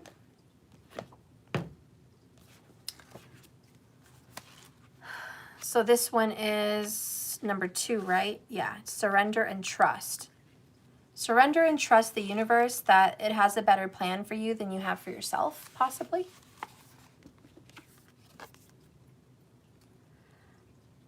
It's as if a strong current of rushing white water surrounds you, pushing you forward, while you cling. There's the clinging, there's the hanging on desperately to a jutting rock along the river's edge. And yet, if you were to trust the universe enough to let go, you would swirl and slide joyfully, happily, along your most ideal path. Even though you may not know precisely how this path will look, if you consult with your deepest inner knowing, you will realize this current cannot fail to propel you to where your heart wants to go. To the ocean, which is a metaphor for your alignment with your divine self. The planets, too, know this perfect dance of surrendered harmony. You are now being called to open your heart to the music of the heavenly realm, the planets, their energy and their vibration, and release your tension. Even though the unknown can be frightening, there's so much darkness and unknown, it might be absolutely terrifying for you to jump on that path. This situation is saying, please don't feel unsafe. You need to feel like you want to surrender because they will not force you. The more you relax and allow yourself, the more space you can create. It's much like shifting your focus from dancing impressively to fully appreciating the hearing of the music. So stop dancing and start listening to the music. Let go. Slip into a trance. That's what I'm hearing. Slip into a trance. Yeah, somebody here has it could be you, it could be them, but somebody just doesn't really want to let go of someone in the past because that person meant a lot to them. And Spirit says, I understand, but the stars are leading you to someone that you're aligned with, someone that you're going to grow with and can make you happy. Remember, the tarot doesn't guarantee the readings are going to happen as foretold. Because a lot of you guys see the reading for the future and you make a different choice. You change a different path. So it's not guaranteed to happen. But the universe does want to lead you and guide you through messages through the stars. One of the other signs that you might see is shooting stars. If you've seen shooting stars or UFOs or whatever in the sky lately, just know that those are messages that they're trying to communicate. But also look at your astrology. Understand who you are, why you've had the struggles you've had. I looked up, I saw the number 77. 7 is the energy of teaching divinely and also being divinely taught. So there's a lot of divine intervention in your life right now. And I think they're asking you to plan for the future by letting go of a situation that just seems to not work out no matter how much you try. And they're asking you to trust that they're going to give birth to a new relationship. You're probably going to get introduced to this person somewhere along the number 2s. So February, maybe the 22nd of this month, maybe 2 months from now. But there'll be a 2, like attached to your meeting. Maybe it's just a double number. Maybe it's 11. Today's the 11th. Could be a double number. But there'll be doubles or there'll be twos. And that will kind of align you with who you've met. And you're going to see signs. It's not just going to be like, oh, I met this new person at the coffee shop and, you know, because they're the first person I've met, it must be them. No, there's going to be signs. Remember the boat. Remember the Cancerian energy I told you about. Remember to look at your astrology. There's messages to show you this connection. This person also likes clams and may like pick up their own clams from the beach, or maybe they make a killer clam Alfredo. I don't know if that means anything to you, but they probably have an affinity for shellfish of some kind, for sure. Anyways, let's go ahead and read this challenge. Number 21. Learning to create what you desire. How am I going to get in? Alice asked again, in a louder tone. Are you going to get in at all? Said the footman. That's the first question, you know. It was, no doubt. Only Alice did not like to be told so. Listen to that. So she's like, how am I going to get in? She's frustrated. She's demanding. How am I going to get into this place? And the footman said, no, the question is, are you going to get in at all? And she did not want to be told that. I kind of feel like somebody's beating down a dead horse, beating down a wall. Get me in, let me in, let me in, let me in by the hair of my chinny chin chin. Little pigs, little pigs, little pigs, let me in. Or you'll be my dinner, you know? And it's like somebody here is just beating down this situation like, I need to make a go of it. I need to get in. I need to get this working. And the universe is like, no, the question is, are you? Are you ever going to get a chance? Are you ever going to get to make this work? Are you ever? Not when will you, not how will you, are you? And the answer is probably no. And someone doesn't want to hear that. That's the challenge. This one's barking up the wrong tree. There's somebody else. I know this is not the, didn't I tell you earlier, and I'm sorry, but in part 1 of my video that there's going to be a message somebody doesn't want to hear. I don't know if it was in the beginning of this video. Hopefully it was. If not, it was in the other one. But I said it. I said there's going to be some things that are tough to hear. But if you picked see no evil, it does represent something somebody doesn't want to see. Remember, we talked about that. Somebody doesn't want to see that there's something not working. Okay, there's denial here. But there's something else in store for you, which is a twin flame. At 2 of Cups, this is going to be a very good relationship. Now, if this is you, you know it's you. Oh, that's me. I had a feeling. I knew that this isn't going to work out, but I can't seem to let go. I struggle with that. You know I've had other offers, or I know that there's somebody that has a sailboat that's been asking to take me out, and I said no. You know, if this is you, you'll know it's you. If it's not you, then it's them. It could be your twin flame. Your twin flame may be lost right now. You ever heard that saying, I'm waiting for my twin flame, but he must be lost. He's getting directions because I've been waiting forever. You know, my twin flame is lost somewhere. That may be the case. Maybe it's your twin. They're having a hard time of letting go of their karmic relationships. And Spirit's trying to guide them to you. Maybe you've never met them. You know what I mean? So just take it how it resonates, okay? Take it how it resonates for you. The frog footman really does get to the heart of things, because when we're pondering how to make life happen or how to get in through the other side of whatever the issue is facing us, we might wonder if we were meant to get in at all. The frogman puts, are we even going to get in? We can spend a great deal of time pondering our destiny, wondering if something is meant for us, and sometimes giving it up to fate, proclaiming if it's meant for us to be at all. Alice has a different approach. She doesn't ask if it's meant to be. She asks, how will it be done? This practical approach may not seem so spiritual to some. Are we not meant to go with the flow and see wherever life takes us? Here, Alice knows what must be done to discover how to achieve it. When this card comes up to you, this is what you must do. Do not wonder if something is meant for you, nor leave it in the hands of God. Instead, think, ask questions. How can it be done?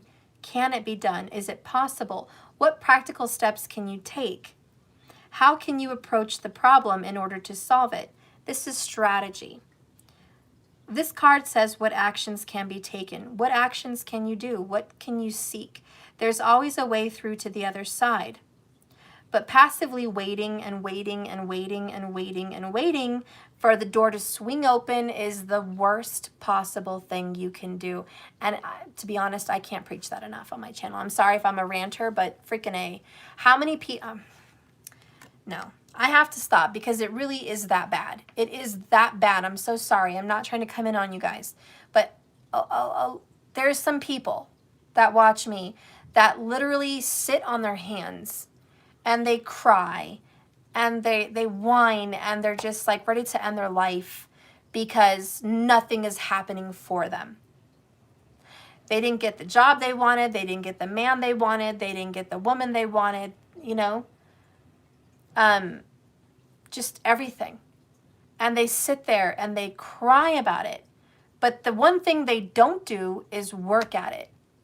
Work around it. See what they need to do to change. What energy can they put in to make their experience different?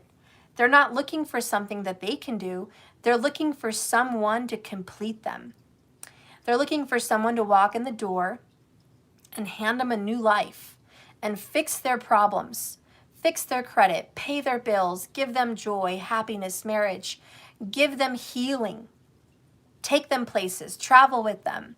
They're looking for someone to walk in the door and save them. And that, I do have to say that, and I hope it's not you, and I don't think it's you, but there is some people that get in that mentality. And, you know, I hope it's not you, because I think you know the answer. That's not going to happen. The only time things are going to happen is if you ask the right questions and you take the right actions and you do it yourself. So this is saying you need a logical approach. Because A, if you're sitting around for this twin flame situation to happen, that's barking up the wrong tree. That's like what I said earlier about going the wrong direction, needing to let go and surrender and just kind of listen. Because this is not seeing the truth, not seeing what needs to be done, not seeing your part in it. And I feel like with this energy is stop being in denial. There is something you can do, or there is something that your partner can do. One of you guys or both of you guys can get up, turn around the other direction, go a different path. If you go the right way, you're going to find the right person. Anyways, do not wonder if something is meant for you or not. Leave it in the hands of God at times, but there are also times where you have to do it, take it into your own hands. What actions can be taken? There is always a way through the other side. Sometimes the answer is not to be passive-aggressive, but to be aggressive. And you do have the card ambitious. This is asking you to be aggressive. Go after your own destiny. Look at astrology. Take a class. Learn, grow, seek, ask, meditate. That's surrendering. It's not you being so forceful. It's you saying, okay, God, I'm going to listen to you now. I'm going to listen to you, Spirit, universe. I'm going to follow my heart. I'm going to go where I need to go. I'm going to follow my intuition, follow the signs, follow the stars. And I'm going to get over this, and I'm going to work harder what makes me happy. So that's kind of that energy. So anyways, that's that message, guys. I love you. Thank you for pile number 2. Somebody needs to get out of denial. Be more ambitious. Go after a new life. Stop crying over spilled milk. No more 5 of Cups. It's time to plan for the future. There's somebody new coming in. Empress, Twin Flames, 2 of Cups. This person wants to come in. The universe is bringing it in.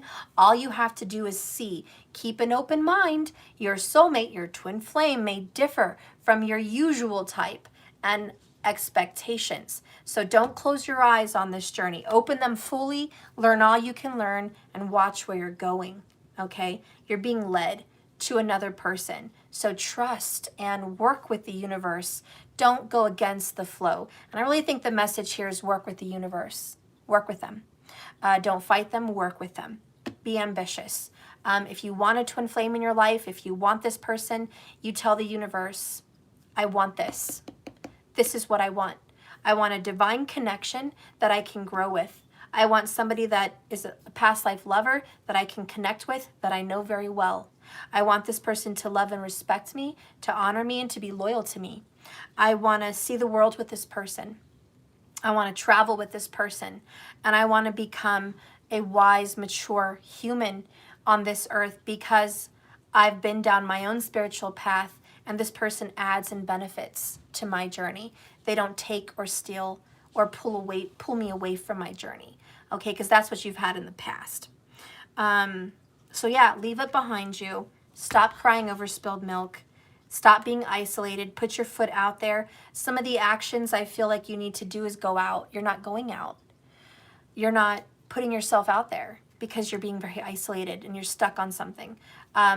Yeah, that's what I'm hearing. Just please don't put yourself out there. Spirit says if you're willing to give a little, they're willing to give a lot. Okay, so listen to the stars, follow your intuition, plan for your future, make plans, get out there and see the world. And you're probably going to run into this twin flame because it will be divinely orchestrated and it will be destiny. You have known this person in the past before, past life, most likely. But it could be a past partner as well. But you're going to reignite with someone. Interesting, I said reignite. All right, so I'm done with that one. Now we're going to get into pile number 3.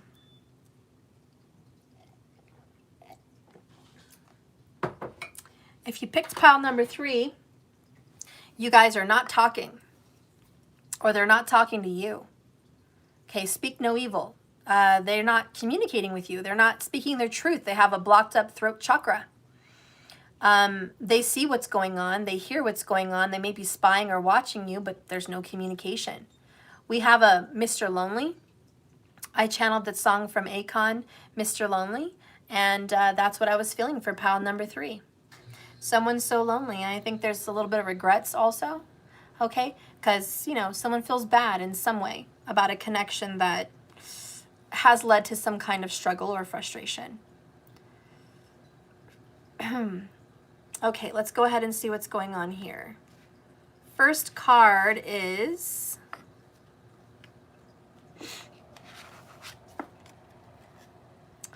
the number 1, power. And I said it earlier, I started my video July 11th at 1:01 p.m. So I said that in part 1. A lot of ones I was seeing. And so 1 is power, and it's also independence. And it's a brand new start. It's fresh. It's a new beginning. You know, you get to start back at 1, and you can do anything you want. This is ambitious. This is very optimistic. Sagittarius energy with this bow and arrow, because they're always determined. A lot of ambition and power throughout all of these readings, but this person is very determined, very ambitious. The next one we have is honor the process. Number 3, Empress vibes. There's a process for you guys to come together. It's not easy. It takes time. You are going to grow, change like the butterfly, but you have to honor the process. It's not going to skip a step. You can't skip a step. So Spirit is asking you to open up your mind and open up your heart. What I'm channeling with this is a lot of sacrifice. There's been some very big sacrifices made. Big sacrifices.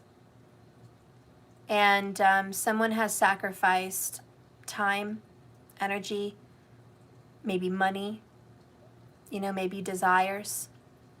But someone's put it all out on the line. And they've been waiting a long time for some results. And you may be disappointed right now with the results, but trust the process because something new is coming in for you with that number 1. So there is going to be change.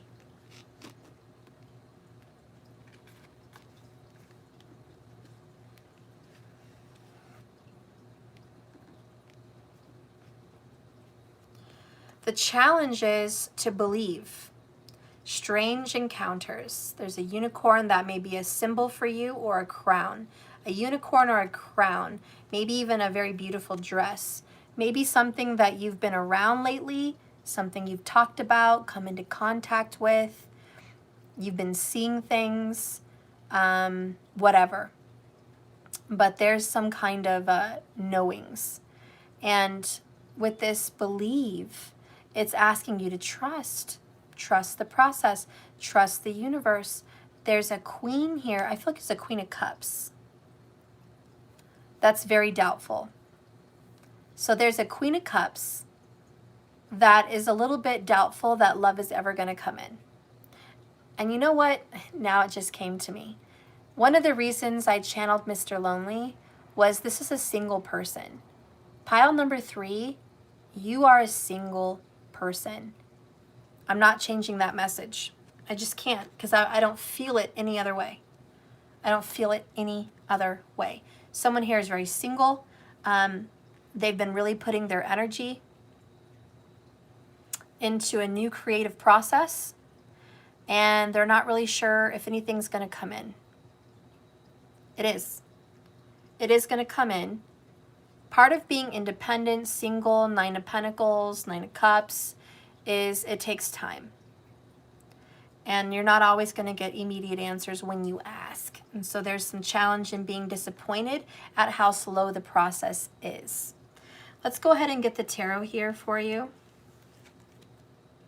High Priestess.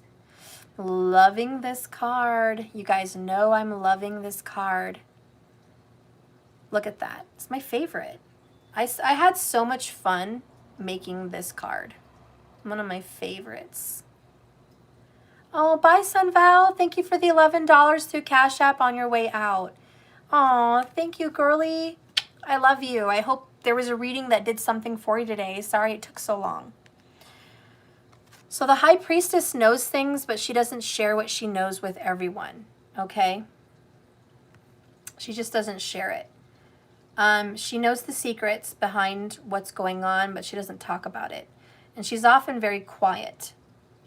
And she keeps things to herself. She knows the power of mysticism. She knows the power of the esoteric. She knows the power of spiritual divination. She's a psychic. She's an intuitive. The High Priestess often represents the reader in a tarot card reading. But it also represents someone that has psychic abilities and reader skills. Someone that is very knowledgeable about mysticism. So anyways, this person in this particular single energy is quiet. You don't talk much. And it's funny because Gemini and Saggy are here. 1-7, soulmate vibes. There's a soulmate out there that you're not talking to. I feel like you could be blocked. Maybe you blocked them, or maybe it's just not the right time. Bottom of the deck earlier in the beginning of the part 1 to this video, please go to my channel, go to videos, see the video before this video. That was the shuffling and the bonus message, and it had these cards in it. Please watch that if you haven't yet. But this card came up, hindrance, fate has blocked this path for you. And I feel like that could definitely be a thing. Oh my God, it is a thing. Look at the message. 2 butterflies. 2 fairies with butterfly wings. And I just thought of this card because of the hindrance, not the wings. And then I pull it and realize they both have fucking wings. Butterfly wings of all things. Which is freaking awesome. What a beautiful synchronicity. If you picked this pile, listen closely. Fate has blocked this path for you for a time. Thank you, Markers. In the super chat, I'm not in the super chat, in the live chat, he put a link to the other video. So if you want to watch the other video, there's the link. So yeah, we definitely have this blocking between you and this person, and there's no communication. And there is some kind of a Gemmy Sag connection between the both of you. It's very soulmate vibes. Let's get the other cards. The other one is, oh, Ace of Cups in reverse. They broke your heart. You had a, oh God, I feel you now, girl, boy. You had a brand new beginning with this person. Fresh new start. You got out of a worse relationship and then you met them. And it was supposed to be beautiful. It was supposed to be great. But no. It ended very quickly. It ended within a month, maybe a couple months, I don't know, but within months, not years, it ended. And you're just so heartbroken because you didn't even want to be with anyone. You weren't looking for a relationship. It kind of found you. And as it evolved, you lost it. And I see the number 1111 would be prominent with you. I know this is the number 2, but the number 1111 would be prominent in this meeting. Cancerian vibes. I opened up my heart and they let me down. It's Cancerian. Look at the crab. 4 of Pentacles. Next card. Certainty. I love my deck. It's fucking awesome. This badass deck. Hate to brag, but damn. Damn. It's a badass deck. Anyways, this person, you couldn't let go of them. There's something about you that you just couldn't let them go. They brought a level of stability to your life. They grounded you in some kind of way. This particular image, when I was creating this deck, there was it was actually made out of pearl. It was like a pearl safe or jewelry box. The background of this card, it represents pearl, some kind of shell, jewelry box. And the shell and jewelry box had a knob with a lock that you could open. Okay?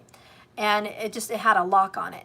And so I saw that jewelry box and I was like, oh, I want that. That's pretty. Yeah, Mother of Pearl, which by the way is Queen of Cups. I've been channeling Queen of Cups this whole time. But I was attracted to that. Beautiful shell, Mother of Pearl, just beautiful freaking jewelry box. And I took off the knob and the lock and I put a crab, a golden crab pin onto the box to represent what keeps it locked, because the crab clutches and it hangs on. So it just reminded me of somebody that wanted to hang on to something, didn't want to let go. And it represents stability because the 4th house, Cancer vibes, represents home, which you want to lock up and secure, family, which you want safe, money, prized possessions, which you want to lock up and keep safe. 4th house, Cancerian vibes. And it just represents the home and the family and everything important, everything you want to keep secure, everything you don't want to let go of, and everything you want to protect. And that's the 4 of Pentacles for me. Protection of what you have. So that was my mental process, in essence, trying to make this card. Home, family, protection, money, security, safety, and importance. That's what 4 of Pentacles represents for me. It's why I made this fucking deck. Because I could put my own energy into the cards and pull from it when I read, which hopefully you guys can too as soon as I send these fucking fuckers out. Anyways, the single person that I'm dealing with here, Queen of Cups, you hated to let go of this relationship because, yeah, this person brought you stability, either by being a member of your family and completing your family, You know, it's like a single mom with kids met someone and he had children, and together they blended their family like the Brady Bunch, and they just created a nice, safe home. And it gave the kids stability, and it made them feel like they had a dad. Or it could be vice versa. A man had, you know, the mom. But, you know, this person may have created this little niche, this little family. You know, or this person met someone and finally they had a life partner that believed in their dreams and wanted to build a business together, or this person wanted to help you create your business, or this person encouraged you, or when you met this person, you had been single for so long that you finally felt protected. This person's gonna love me, honor me, protect me. This person promised they were not going anywhere. We're gonna get married, we're gonna have a life.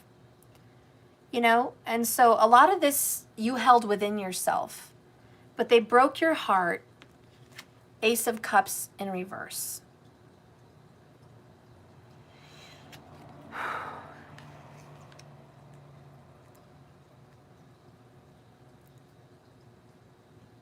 If you're as single as sure as the sun will rise tomorrow, and you've always been single and you're a freaking monk, and you've never met anybody and you're a virgin or you're celibate or you're completely single and there's no one in your life, past or future, what this could mean is you're not living your dream.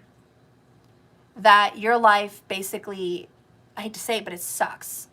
And you're not dancing to the beat of your own drum. And whatever you chose to go to school for or whatever you chose to do as a profession does not make you happy.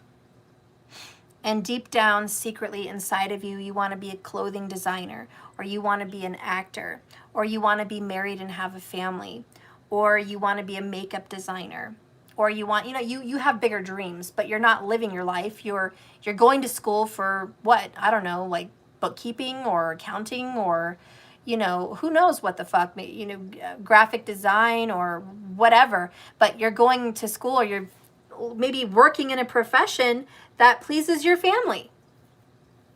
Maybe you're a doctor. You know, that could be some of you. But honestly, for what I feel, if you're not the single monk, is you're a sexy high priestess. You're a sexy, beautiful, intriguing, intelligent, gifted, hot-ass individual that shouldn't be single, but you are. You've got some negative aspects in the 7th house. You've had some difficult relationships, or you've been single because the universe says you should be at this time. And when you started a relationship that you really felt complete with, it didn't work out because it wasn't in your chart. And there's nothing you could do about it. You know, sometimes we have a fucked up 7th house. Just fucked, man. And you get to the point where you're like, damn, I just need to understand why my chart is so fucked, basically. And if there's anything I could do to improve it, what would it be? If you have a fucked up 7th house, or just like a messed up Venus or Jupiter, my recommendation is to watch Ernest Wilhelm. He has his own YouTube channel. He has a video. I've posted it on my community a couple times, but you can search it out for yourself. It's Change Your Man, which is Jupiter for women. Change your man.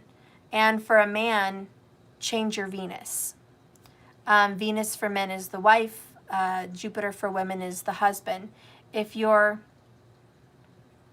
a male-on-male relationship, I would really just focus on Mars. That's a male-on-male planet. If it's a female-on-female relationship, you're going to want to focus on Venus. Jupiter represents the seed giver, the sperm, the one that gives you children, Jupiter. The one that gives you marriage and contract and guidance. So if you don't plan on having children and you don't plan on getting married, you know, maybe just focus on Venus if you're a woman, but most likely 99% of the women want a husband or father of their children, even just an emperor at any point.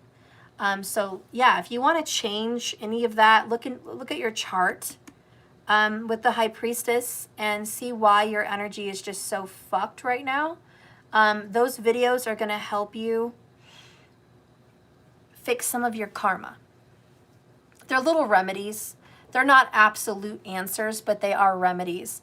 If you want me to tell you what it is all about in a nutshell, this, fellas, if you want to fix your Venus, I'll try to sum up his videos quickly in like 30 seconds. You need to get responsible, pay your bills on time, get a good paying job, dress well, brush your teeth, do your hair, smell good, have good hygiene. Because if your hygiene is fucked, you're going to have a fucked up Venus. If your car is nasty and unkept, you're going to have a fucked up Venus. If you look like crap, you're going to have a fucked up Venus. So for men, it's a little bit more difficult. They really have to work on self-improvement. Badly. If they have a screwed up 7th house or Venus, they have to like be top of the line. They really got to climb up there. Be those Christian Grey. If you can transform yourself into a Christian Grey to the best of your ability, if you have a really poorly set up 7th house or Venus, that's going to help the men out there achieve a relationship because it's a remedy. And it changes the way you live, how you act, the money you make, because that's what women seek. They seek stability and attraction. They also seek romance. So some of the other advice for men is be more romantic. Learn how to dance. Learn how to cook. Learn how to sing or play an instrument. That's Venus. Venus loves instruments. All piano, violin, guitar, singing. Venus is like, yes, fucking yes, please. Basically, you're going to, appeal to Venus. Venus, goddess of love. Please bestow on me a relationship. I've done everything I can to be appealing to you and appealing to a partner. Now, there's some guys that can look like a hillbilly and still get a marriage and a happy relationship. They don't have a fucked up Venus. You do. So, you know what I'm saying? Don't worry about them. Don't worry about other guys. Worry about your own business. Stop looking to the left. Focus on yourself. If you have a fucked up Venus, you're gonna have to turn some shit around. It's a remedy. It's not a miracle. And even then, it doesn't perform miracles. But it can help. It can help. You can also improve your moon, which is a benefic, and your Jupiter. Go to school, get educated. Points. Jupiter will help Venus, points. With the moon, improve your relationship with your mother. If you are a man and your Venus is shitty, your 7th house is shitty, improve your relationship with your mother. Give her gifts, take her out to lunch. Those appeal because the moon will then help Venus. It's like they're fucking helpers. He'll explain it to you in the video. But that's in a nutshell. So for men that have a shitty Venus or a shitty 7th house, you got a lot of work to do there. Work on it. And then you can improve. This is for the people, High Priestess, that are single, have shitty charts. This is not the advice for everybody. This is the advice for someone that suffers from a malefic event that has just ruined their life because relationships are terrible. They need help. They need to conquer some karma. These are those advices. Remedies. I'm done. I'm sorry. That's Venus for men. Okay, or women on women. Ladies, my dear friends, my chicas, if you suffer from a very difficult Venus or 7th house or Jupiter, and relationships seem to evade you like the plague, you just can't keep a relationship for the life of you. The last time you had a good relationship was before the age of 21. Or maybe you were in your early 20s. Because for women, it's like after the age of 21, your karma really sets in. Like seriously, you start getting karma, smacking you around for the ladies at 21. For real, for real. For real, for real. So you might have had good relationships at 16 to 21, but somehow some shit happened. If that's you, If you've had live-in relationships, if you've had marriages, if you've had babies, if you've had stuff go on and then it got ruined and you've noticed you have a cycle or you have something that you need to drop, get rid of, which is bad karma, and you see Saturn is totally fucking with your 7th house, or you've got Rahu and fucking Mars and every fucking buddy in the house in the 7th just causing havoc, and you know your freaking Jupiter is badly placed, by God, it's like couldn't get any worse than that. If your Jupiter is asleep, and again I tell you, watched Ernest Wellham, his video of how to change your man. Mom, which day is this? Sunday. I wish it was Friday. I wish it was Friday too. And it's funny that you say Friday because I'm talking about Venus, and Friday is Venus's day. Why? I don't know why. It's just the day of love. Well, I pretty much love Grandma. But I love you too. And Grandma loves you too. Yeah, but why can't I stay tonight? Okay, we're not talking about this right now because it's not Friday. Now I've got to finish work. Okay. Okay, so anyways, for the ladies, if your Jupiter is asleep, and he'll talk to you about how your Jupiter's asleep. If he's asleep or malefic, badly, or in malefics, like Saturn or Rahu's with Jupiter, or he's in a very bad house that he's not happy in, here's some things you're going to have to fix. And it's pretty simple for ladies. Keep an extremely organized, clean house. I know it sounds simple, but that is the honest truth. Extremely organized, extremely clean. Not picked up. Not decent. Not nice. I mean extremely clean. Where you could eat off the floors. You could pour spaghetti on the floor and eat off of it, okay? Where you can open up your cabinets and that shit's all organized. Where your underwear is folded just so and pointed up like that freaking Marie Kondo shit. I'm talking extreme. You're going to have to do some effort here. If you want to improve your Jupiter, you need an extremely organized home. Sorry, I know, bad news. But also, in addition to keeping a very tidy home, is keeping a very tidy appearance. You also have to keep your teeth extremely clean. Get a cleaning every 6 months. Every year, preferably, at least. 6 months to a year, okay? Keep your teeth really clean. I don't know. There's something about the teeth with karma, whatever the fuck. You have to research that shit. I did. I know how fucking, I don't know. It's his teeth. It's breath. It's all that shit. Nobody wants to kiss a stink-ass mouth, okay? Nobody wants gingivitis all up on their tongue. Not saying that you have that problem. I'm just saying your teeth need to be pristine. What is what I'm saying. Can't have a messed up grill and have Jupiter and Venus bless you. I don't know. There's just remedies, okay? So clean teeth is very important. Clean nails is very important. Venus stuff. You are the Venus in somebody's chart. So in essence, if you want to fix your Jupiter, you have to also be a pristine Venus. Your body needs to be fit. I'm not saying you have to be a size 2, but I'm saying you need to be healthy. You cannot sit on a sofa and never move anywhere. You can't struggle to walk. You can't, you got to improve your health. If you want to improve your Jupiter, you need to improve your health. Be very clean. The crevices areas, no names mentioned. Keep it tidy, keep it trimmed, keep it clean. This is all Venusian. This is all Venus stuff. They have a bunch of stuff to do to yourself down there. They've got yoni freaking steam baths. They have yoni this and yoni that. You got to keep up with your Venus, man, ladies. So you got to keep up with that, especially if you have a displaced Jupiter. This is why I'm talking about this. So the house, the yoni, the hair is really important. Venus is big on hair. Also intelligence.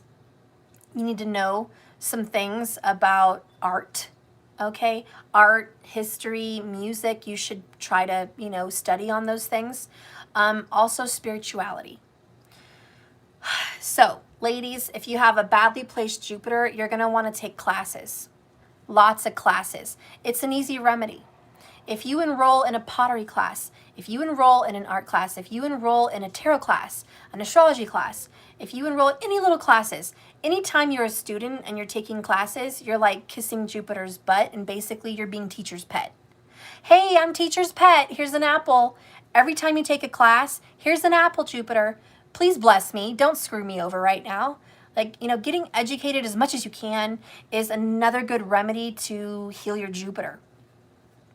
So getting educated and spiritually, meditation, doing yoga, strong meditation, strong mantras. These are the ladies that are going to have to do mantras 108 times every day. These are the people that are going to have an altar. Okay? With whatever deity you want. But you're going to have an altar, and you're going to have to meditate and pray. You're going to have a practice. A religious thing that you do daily.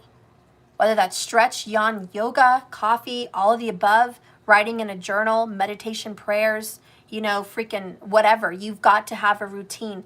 Jupiter wants you to be spiritual. Jupiter doesn't want to bless someone that's not spiritual. So if he's already badly displaced, he ain't doing shit. If you want to improve your Jupiter, improve your mental state, improve your spirituality, improve your spiritual practices. Go to school, do lessons, learn. Jupiter is all about learning and growing. Where is your Jupiter placed? Is it in Scorpio? Well, he's asleep there. We've talked about that. Virgo, he's asleep there. Okay, so we've got some problems. Ernest Wilhelm will show you the tricks in the video. But if you have problems, you got to fix them. And that's if you want to. I'm not saying you got to do any of this. But if you want to fix this issue for your life, if it is an issue, well, here's the answer. Now, it's not a miracle, it's not a guarantee, but it's a help. And it could certainly help you get into a relationship. It may not be the romantic relationship that you see on TV, but if you can fix your Jupiter, you can find yourself a nice partner, a spiritual partner, or a good partner that would be happy to spend their life with you. So fixing your Jupiter is going to be for the ladies helping their relationship status. Because if you have a bad one, you're going to be single.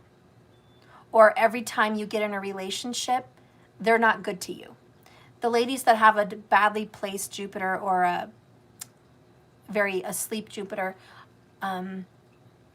your father of your kids or your husband may never be home, or absent, or a cheater, or someone that is not dedicated to you, someone that is not good to you in your life. Yet you may find them moving on from you and being a wonderful husband to somebody else. These are the signs that your Jupiter needs help. If you're with a relationship with somebody and they're not good to you, but they're good to somebody else, it's not anything wrong with you per se. It's your chart. It doesn't matter what angel comes into your life. That person will not give you the results of the relationship you want because of Jupiter. And these are some very important things for a lot of these ladies to understand of why you're having so many difficulties. And it's always in astrology. Always look to the stars. It's in the chart. I'm obsessed. I've gotten so many answers from learning about myself, going inside my chart, researching more videos, getting answers and remedies, and fixing my fucking life. Now, if you want to be single, then fuck it. Be single. I don't care. It's your life. You might be happy single. But this Ace of Cups in reverse, it doesn't tell me that. It just doesn't tell me that. It tells me you're not happy in love and romance. And Venus is not paying you a visit. Anyways, let's keep going. The next card is Hand of... What the... Man! I just told you it was fate. It was astrology. Look at the Hand of Fate. The Hand of Fate. I just said that. Forces beyond your control, ladies and gentlemen, intervene. And you may be feeling that and experiencing that right now. Steph, amen. Hallelujah, amen, because that must be my problem. Kiera, look at you guys losing spouses. Guys, I lost 2. I lost 2 of them. And a dad. 2 murders. So I got you. I got you. I understand. I am one of those years I've lost people to murders. Fucking understand. Untimely deaths. First spouse died at 19. Second one died at 33. I get it. I get it. Lost my dad at 40. I get it. So for a lot of women here, the men in their life just are absent. And it's forces beyond your control. It's fate. And I talked about that, the butterfly, then we had hindrance. Fate has blocked this path for you. So it really comes in saying fate plays a part in why someone is single in this particular energy. And it says trust the process. The next cards that come in are your soul is sacred. Your body is your temple. So why are you messing with the devil? Deliver me from temptation. Deliver me from temptation. So ladies, you know that if you want to have a better, if your Jupiter is messed up, you know what to do. Fellas, if your Venus is messed up, you know what to do. For the male on males, it's the same shit. You know, just do what I've said. Either of those piles work for you. Honestly. Improve yourself and improve your relationship. It's a tale as old as time. It seems easy, but honey, it's easier said than done. It is. And it's going to take work and it's going to take dedication. That's the 4 of Pentacles. It's going to take some time. And I know here the challenge is believe, trust that these remedies would work. Trust the process. Trust that it takes time. A lot of you guys are like, I don't know if that would work. I don't know about Jupiter and Venus. I don't know about astrology and all of that. No, trust me, the hand of fate is here for pile number 3. And you've been dealing with a lot of devils. A lot. It's in your chart. I think that's really sad, to be honest. That's screwed up. It's disappointing. It's not terrible because even when you have a messed up Jupiter or Venus, it doesn't mean that the people you're with don't love you, because a lot of times they do love you. But fate beyond your control somehow damages the connection, okay? A lot of times they want what you want, but it seems to escape them with you as well. There's always something in the way.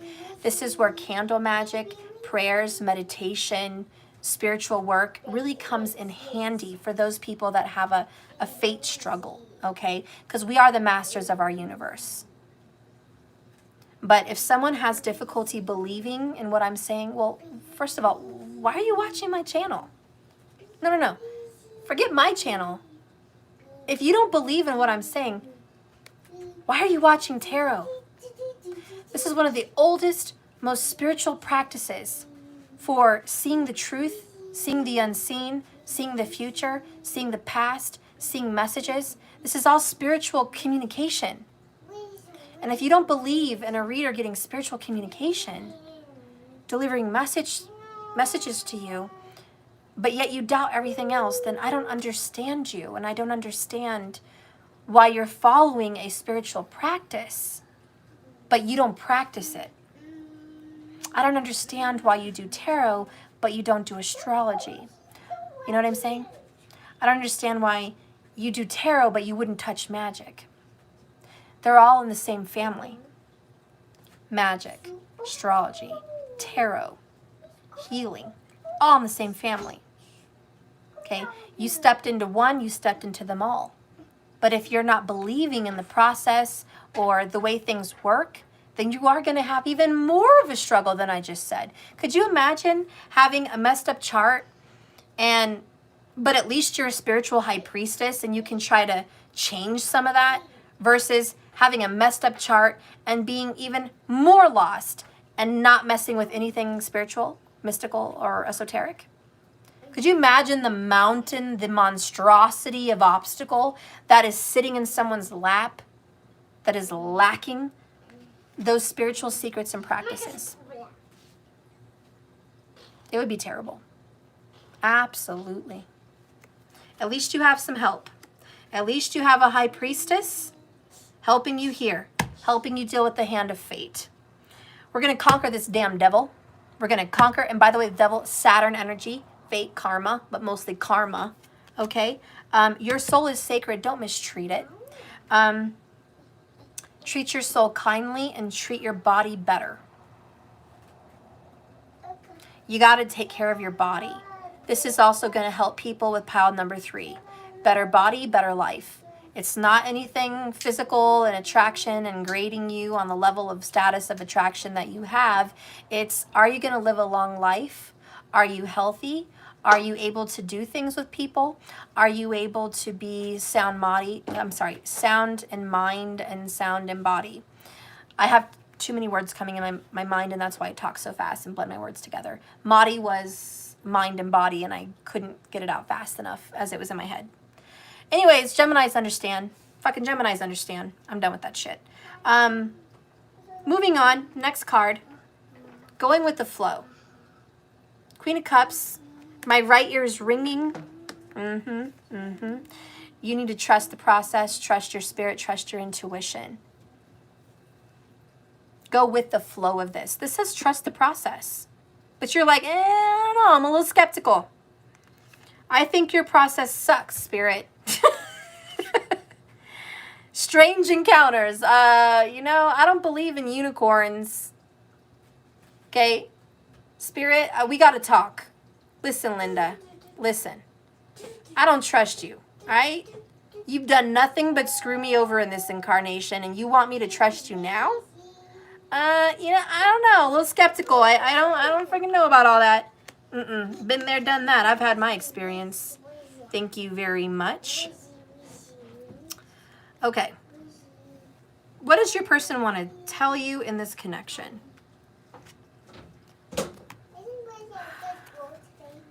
Wait, that was already here. That was this one. Well, maybe that's a bonus. Isolated. Your person's been isolated. Don't. The next message is, I am pretending and playing a role I hate. I don't know how to stop. Honey, your person needs Jesus. They are wearing a mask. They are playing a role they hate. Okay? They're not happy either. Your person, Ace of Cups, true love that it didn't work out with, they're not happy. They didn't leave and walk into the sunset. They have karma too. Their fate has attached you to someone that has difficult fate as well. Let me get real with you here. Just a little teeny bit about astrology here. If you have a messed up Jupiter, your person that you got involved with has a messed up Venus, most likely. What's good for the goose is good for the gander. Your people that you get in touch with, they're not living happy lives. They're not off in the sunset. Cupcakes and rainbows and unicorns. None of that shit. Their unicorns don't poop rainbows. Nor do they poop cupcakes. So let me tell you, your difficult experiences are not alone. They're not isolated. Okay? Your person that you had an ending with, Ace of Cups in reverse, could be a Cancer, or you're the Cancer. They're not happy. They're living a life maybe with somebody else. Doesn't really matter who or what or how or who, how many. But they're not happy. That is something they want you to know. Devil card, karma. This is a very contradictive message, but it makes sense a little bit.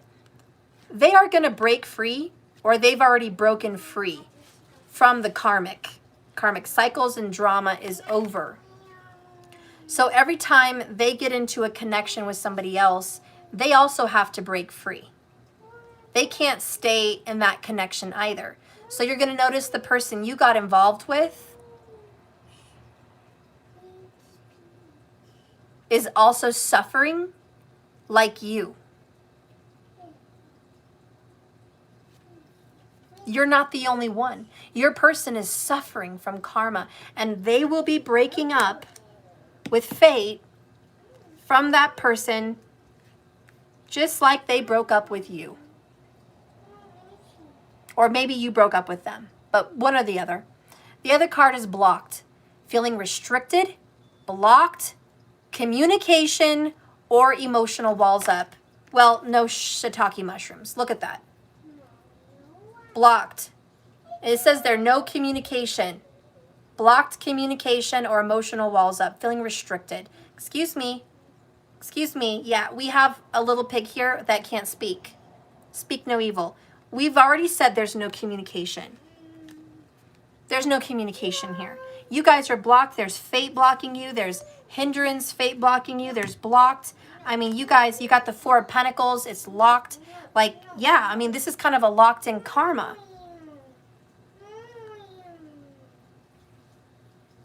This is a locked in karma. Listen. My only advice for you, because I can't change fate, but my only advice for you is if you want to make a go for it, if you want to hit the ground running here and go for this, please do what I said. Watched Ernest Wilhelm's videos. Change your man, change your Jupiter, change your woman, change your Venus. You're going to want to watch those videos. I don't care if they're 2 hours long. Watch them. Take a class. You probably need it anyways. It's free. It's freaking free. All you need to do is dedicate your time to it. It's not that hard. If you want to fix some of that, you need to pay attention. Okay? Also, this is a cycle. You have a bond with this person. It's karma between you and them. And it's not just going to disappear. I feel like with the communication card here at the bottom, we had that in the overall energy earlier. I do feel like you are going to communicate with this person again.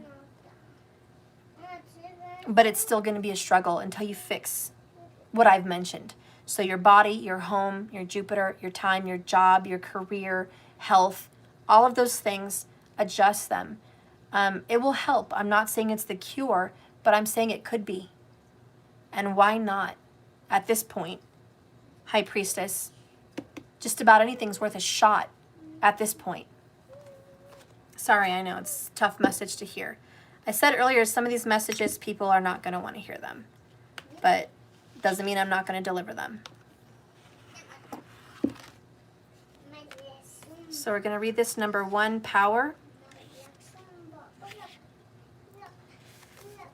This is Gandiva.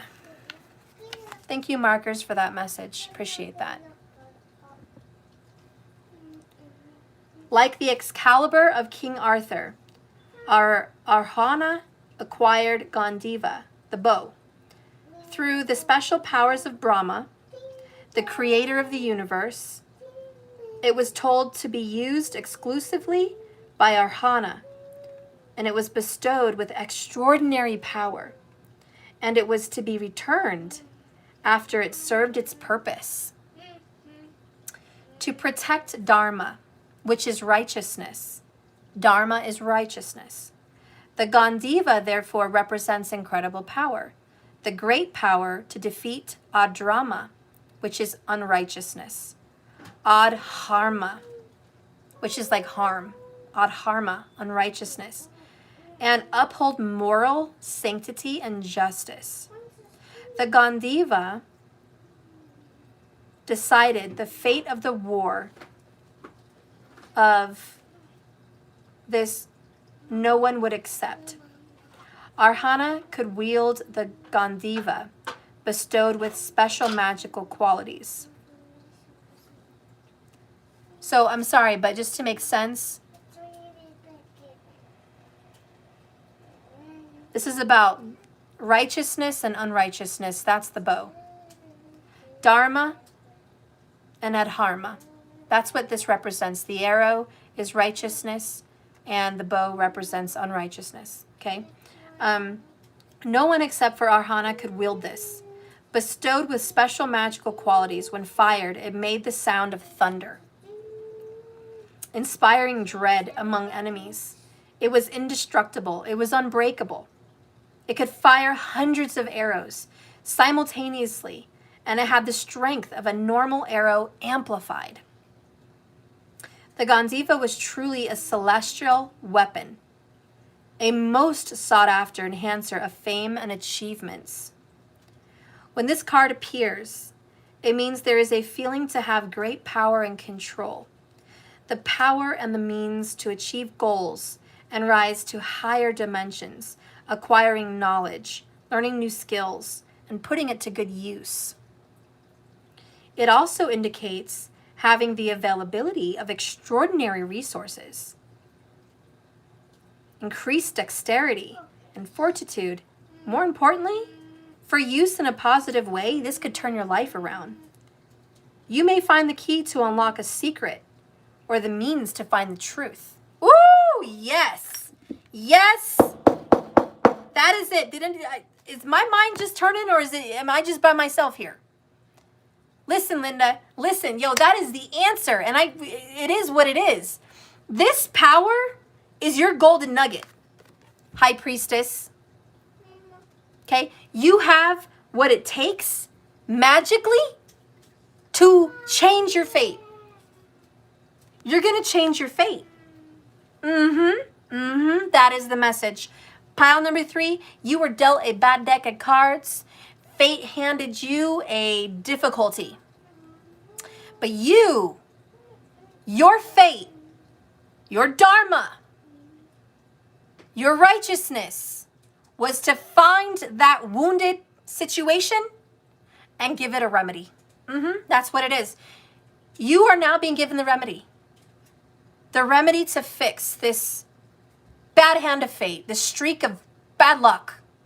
Because you're wiser. You're all the wiser. You have tools, wisdom, power. You're learning mysticism. You're going to be doing candle magic. You're going to be doing mantras. You're going to be doing what I said, which is changing your Venus or your Jupiter. You're going to be changing this stuff.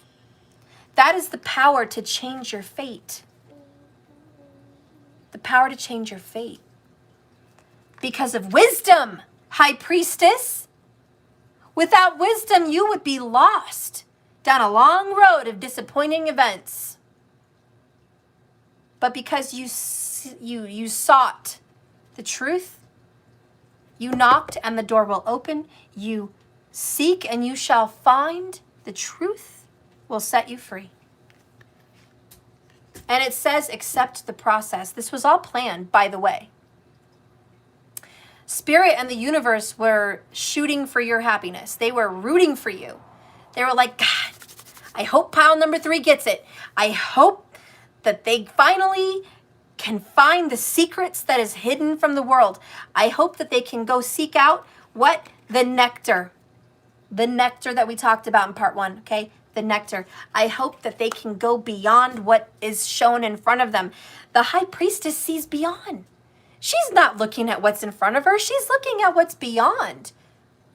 Honey, she does not buy this for a Peloponnesian minute. She's like, okay, well, if that's my problem, I'll fix it. I will control the hand of fate. I'll write my own destiny. I have the power. I have the power is the mantra. I have the power. I feel like you should say that. Oh my God, yes. Do it on Saturdays. Do a mantra, do a meditation every Saturday. I have the power. I have the power to overcome my obstacles. I have the power to overcome my obstacles. I want you to do a candle. I want it to be black. You can even get a 7-day. Hopefully it lasts for the whole fucking week. I really don't fucking know. I said words. These candles, for me, they last like 2 weeks sometimes. You never know, depending on the spell. But get a black candle at the Dollar Tree. Got a lot of shit at the Dollar Tree. Get this at the Dollar Tree and say that shit. I have the power to change my destiny. I have the power to change my fate. Ganesha, which is ruled by Saturn, hello Saturday, is the day you need to do this. Black represents Saturn. If you're fucking a High Priestess, you already know all this shit. That's why she's got the black candle. You already fucking know. You know what this shit is. Bad words. I'm sorry, I said bad words. But you know what time it is. High Priestess, whoever I'm speaking to, you know what time it is. Who am I talking to? I'm preaching to the choir here. You know what time it is. No words said. I don't have to explain. No words said. She knows. She knows. This card right here we're going to get to. Honor the process. You're going to have to. Because I'm not, these are remedies, but I'm not saying they happen like that. You're not going to get an answer next week. You know what I'm saying? This takes time. There's a process. It's like you got to go through the higher ups, which are the planets, the grahas. Hey, let's talk. So we got this high priestess down here. I always like to picture the planets as like the mafia. Like that's how I am. We got the mafia up there. You got Saturn, you got Jupiter and all that shit. We've talked about that before.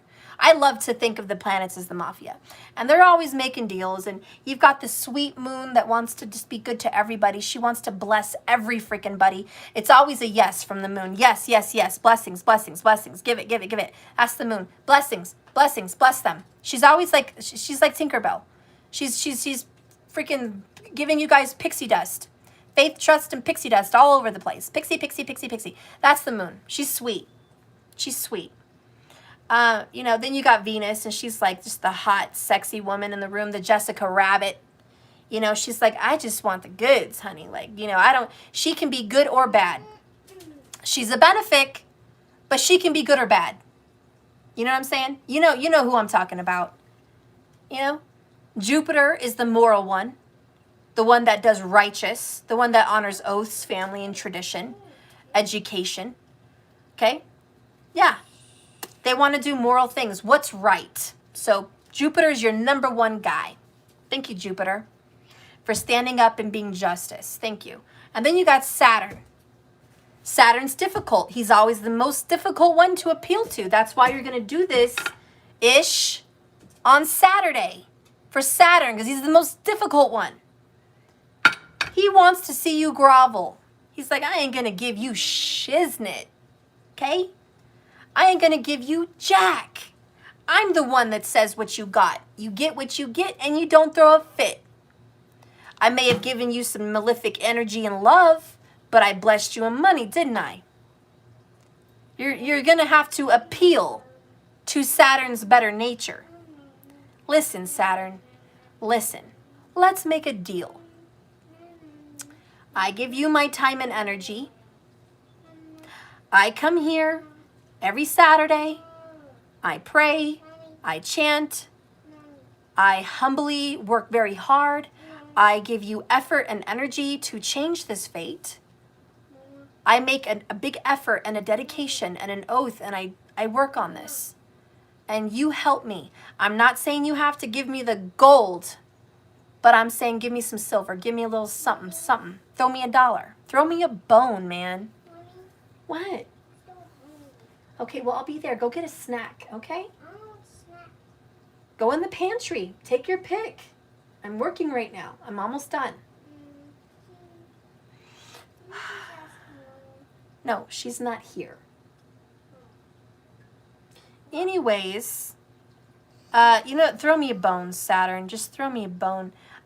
He's not so bad. I kind of like Saturn. He's like the principal you have to beg to give you extra credit so you can graduate. Maybe you missed a lot of classes. Maybe you freaking screwed up all year. He wasn't going to give you a chance. But the last quarter of the senior year, you say, I'm going to give it my all. I'm going to, do community service. I'm going to give energy to the school. I'm going to do the chess club. I'm going to do extra credit. I'm going to do a big report. I'm going to do an oral essay. I'm going to do everything. Just please let me graduate. Saturn's like, you know what? Fine. He's that principal that's like, fine. If you're willing to do all that, I'll let you graduate. You may not get to show up at the graduation in front of everybody and throw your hat and celebrate like everyone else, but he'll give you a certificate, later on that day or the next week following. You'll get a certificate. So that's what that means for this person over here. It's like, you may not get these accolades or these lovely marriages or these lovely partnerships. Like, you may not have all of that. But if you want to change your fate, if you want to make this a little bit better, you can certainly have a good relationship with someone that wants to share their life with you. You know, you could, if that's what you want.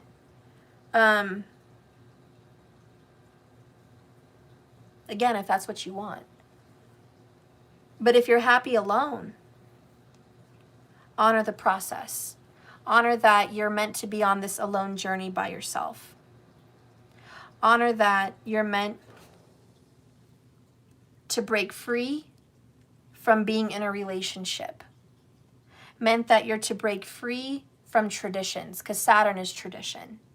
Meant that you're to break free from being pinned down in a marriage. Understand that maybe you're playing a role you hate. You didn't ever think of it that way. Maybe singleness is the most happy you could have it. Sorry, this was a really long reading. Super annoying.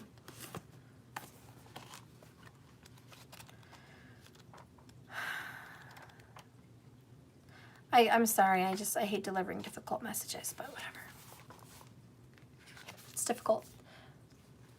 155 minutes as I saw this. New beginnings that change your paradigm, change and shift your belief system, and change and shift your, how do you say?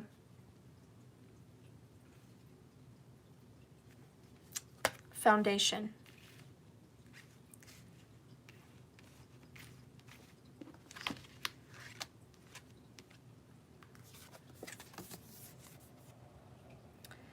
Whatever your inquiry is, pile number 3, you will benefit from releasing attachment to the outcome.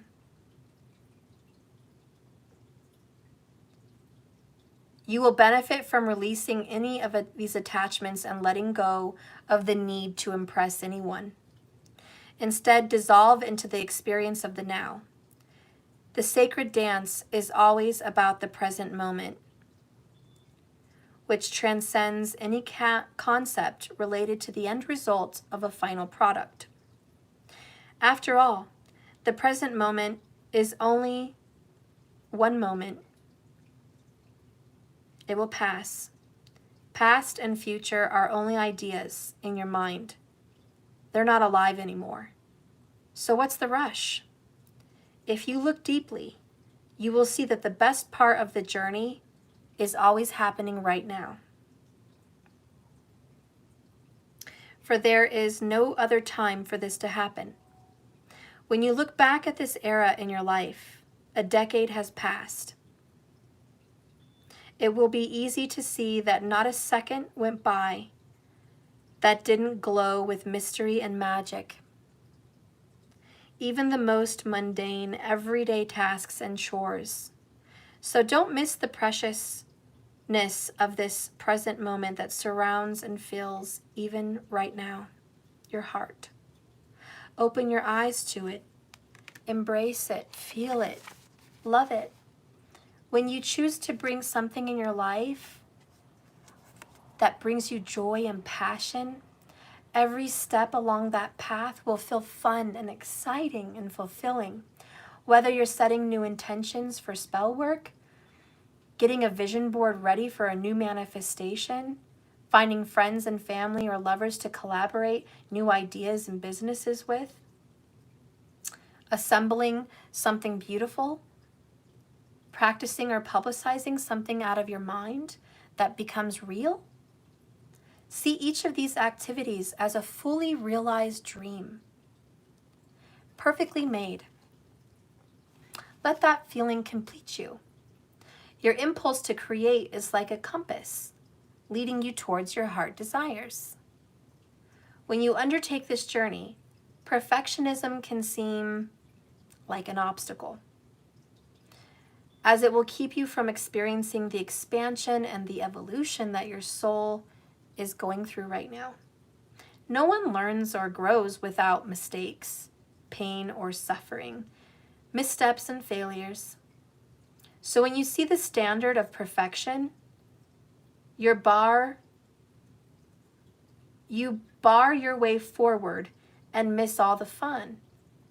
Let your heart lead you on a journey and let go of any intimidating standards that you may have set for yourself in the past. Because here it is. Oh, it's a long reading. Oh. Sorry, just need a moment. So here it is. If you do want to fix your fate, you have the power to do so. Because Spirit's like, you've got the power. But it's going to include work. And it may make you unhappy. Your relationship will feel like Venus and Virgo. It will feel like work. It will be difficult. You're going to have to keep your house super clean. You're going to have to be super attentive to you. And all of those things are good things. But school and work, and it could be overwhelming. It may not be your path. And that's okay. I specialize in twin flames and soulmates and love readings, guys. And I always root for the couples out there. I always root for you. But nothing's wrong being single.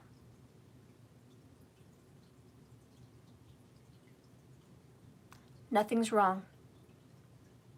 If that is your path, that is your path.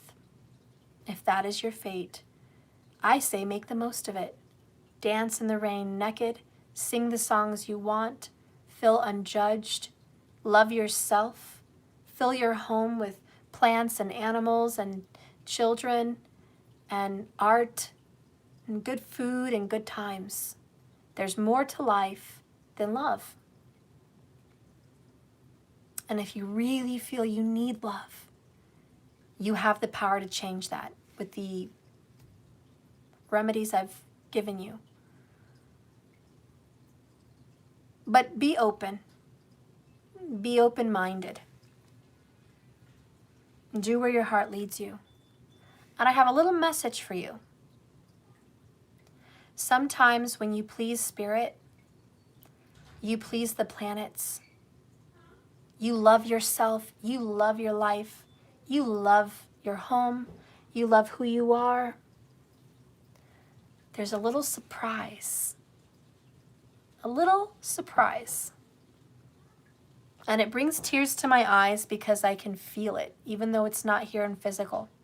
I could feel the joy of the surprise. Spirit may very well bless you with an unexpected gift, which is a life partner in some form. Because you're such a beautiful soul. And there may be someone out there that is perfectly created for you.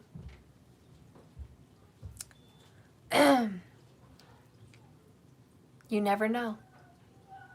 I don't know, but that was a beautiful message. It definitely had tears in my eyes. I feel like that's a possibility. So I'm asking you to believe. 4 of Pentacles, let go of outdated beliefs. Let go of them. Trust the process. Believe. Even though you doubt, you may doubt this whole message. But I'm asking you to believe, and so is Spirit. Trust the process. There's a rhyme and a reason and a surprise around every corner. Think the impossible, expect the unexpected. Okay? You might just be surprised. This is the challenge, to have faith, even though you know your fate. Because, you know, the High Priestess, she already knows her fate. So she's like, you can't surprise me. I saw you coming. I knew you were going to show up at my doorstep.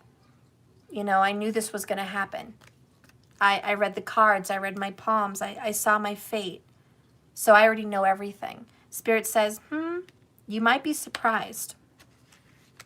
You might be surprised. Let's see number 31. Last card here.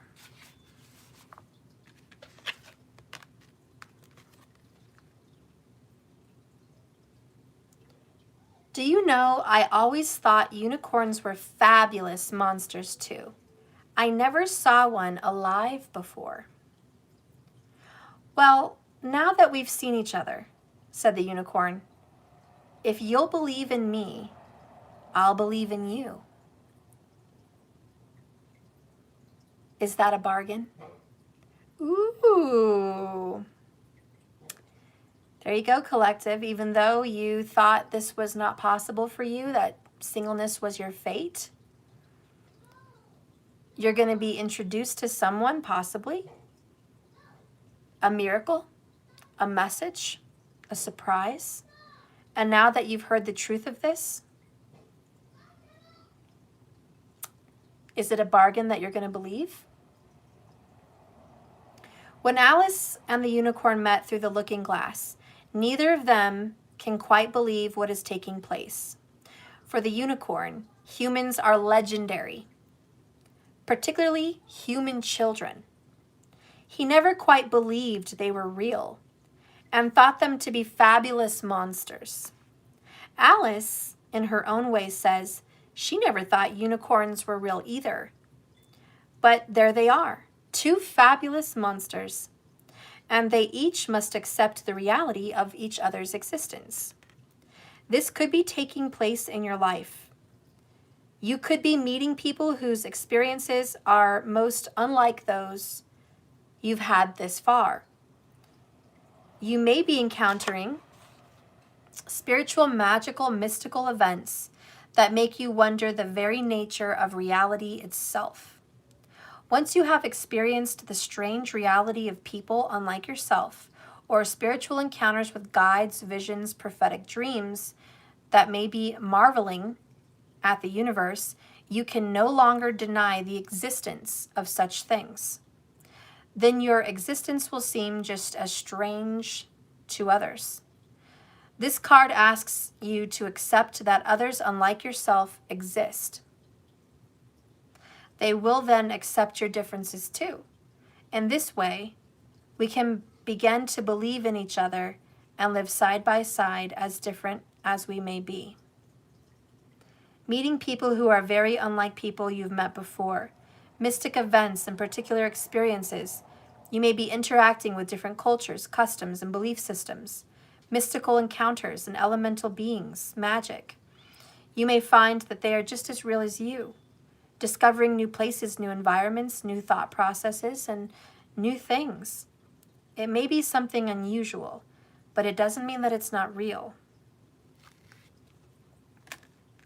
And what did I talk about in this message? I said there is remedies that you can do with the planets. There are things that you can do to change your fate, but you have to believe in it. You have to do those mantras. You have to dedicate yourself. You got to make a deal. Isn't it funny that earlier with this reading I said appeal to Saturn's better nature? Make a deal? And even in this one, her and the unicorn said, now that we've seen each other, it's our job to believe. Is that a deal? It's all about making a deal. I just want to say to pile number 3 people, if there's been a blockage in your life, there is something very strong about the throat chakra. It's a funny taste. It's a funny feeling, but you'll know that it's blocked. Truths need to be unleashed. Speak your truth. You have the power to change your fate. It's not going to be easy, but you should trust the process. Miracles happen. And if you're willing to go beyond what you're comfortable with, beyond your belief systems, beyond all of that, if you're willing to try new things to better your situation, such as astrology, magic, mantras, yogas, mudras, feng shui, etc., etc., etc. If you're willing to work out your body, change who you are around, change what you look like for the better, change your lifestyle, believe that you can be more than you think you are. If you're willing to challenge those things and believe strange encounters happen, you may very well change your fate. But you have to break free. So all of these were really good messages. I realized I forgot the door for pile number 2 and the door for pile number 3, so I'm going to do that real quick. My bad. I thought I got the pile for number 2, but I guess I was wrong. Spirit, can you please give me a door card for pile number 2? This is for those that see no evil. For those that see no evil, please give me a door.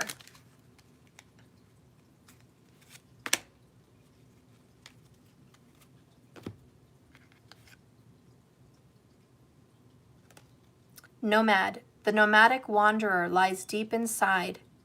So take the leap now. Don't crawl back and hide. And this was all about the boat, the movement, going with the flow, traveling. Someone's moving on water here. The nomad. So this is the wanderer, planning for the future. Travel is good for the soul. The twin flame. Number 2's around you guys everywhere. Follow the stars. For pile number 2, I definitely feel like travel is in your future, and you may very well meet a twin flame from far distant lands or in your travels. Or maybe this person will travel with you, but you and this twin flame will have great travels, and you're going to start seeing some travel experiences happening in your life, okay? People might miss you. You may get in that caravan and take off. You may be backpacking through Europe. I don't know. But you're taking off. You're going with the flow. Things are growing for you. Doors are opening for you. And travel is definitely somewhere where spirit is leading you. Pile number 2. All right, let's get the door for pile number 3. This is speak no evil. So pile number 3. What is this door leading pile number 3 to? Show me the door for pile number 3.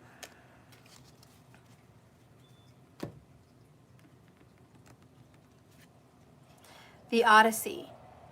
Take in the beauty of country lands and botany. Explore the wander. Explore the wander like a gypsy traveler's odyssey. And I think that's strange because I just posted a gypsy picture for my tarot class on Monday. It was a gypsy caravan. And the high priestess in this image is a gypsy. Somebody here may have gypsy roots or look like a gypsy or be connected to a gypsy in some way. But it's funny how that all comes together for like education, the high priestess, and this card. It's just funny how it all comes together. Botany also catches my mind here. Interesting. I definitely feel someone's going to be getting into flowers and herbs. If that's you, you're really going to be getting into that.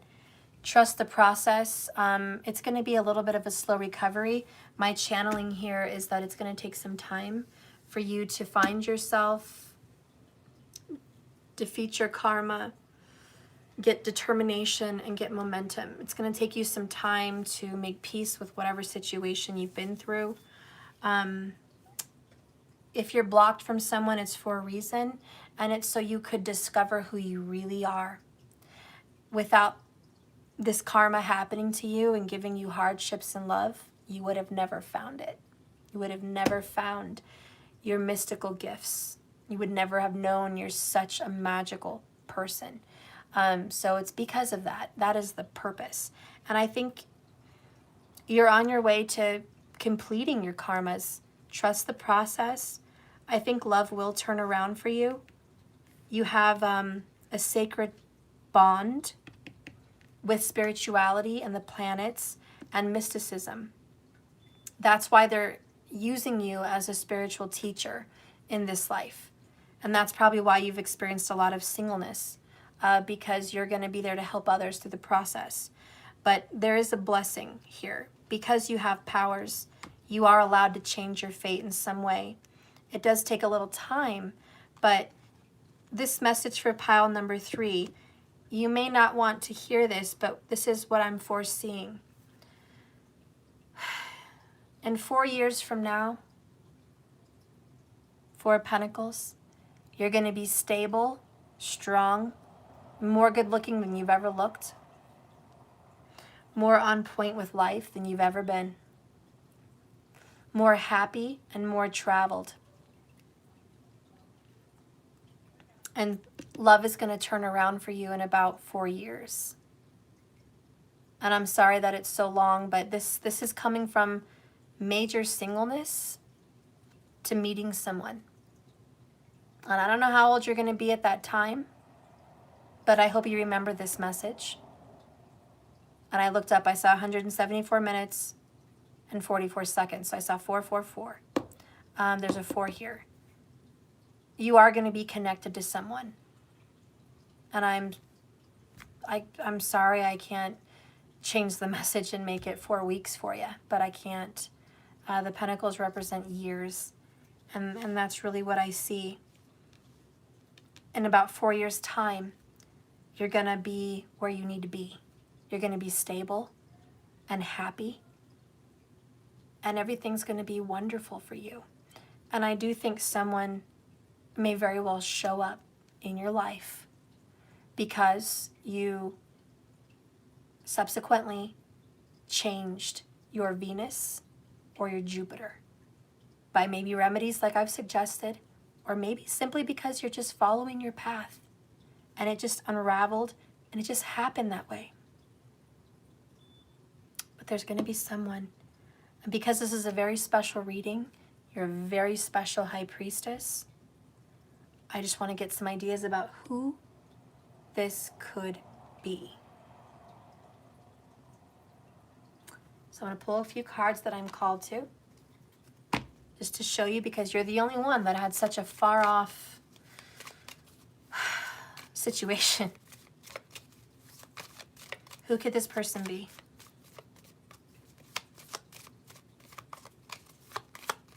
Spirit, please guide and direct me with these cards.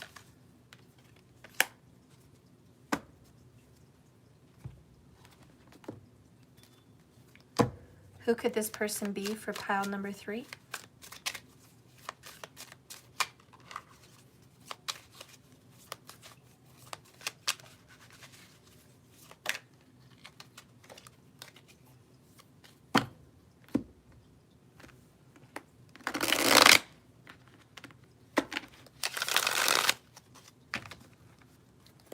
Who could this person be? Can you show me their zodiac sign? Zodiac sign.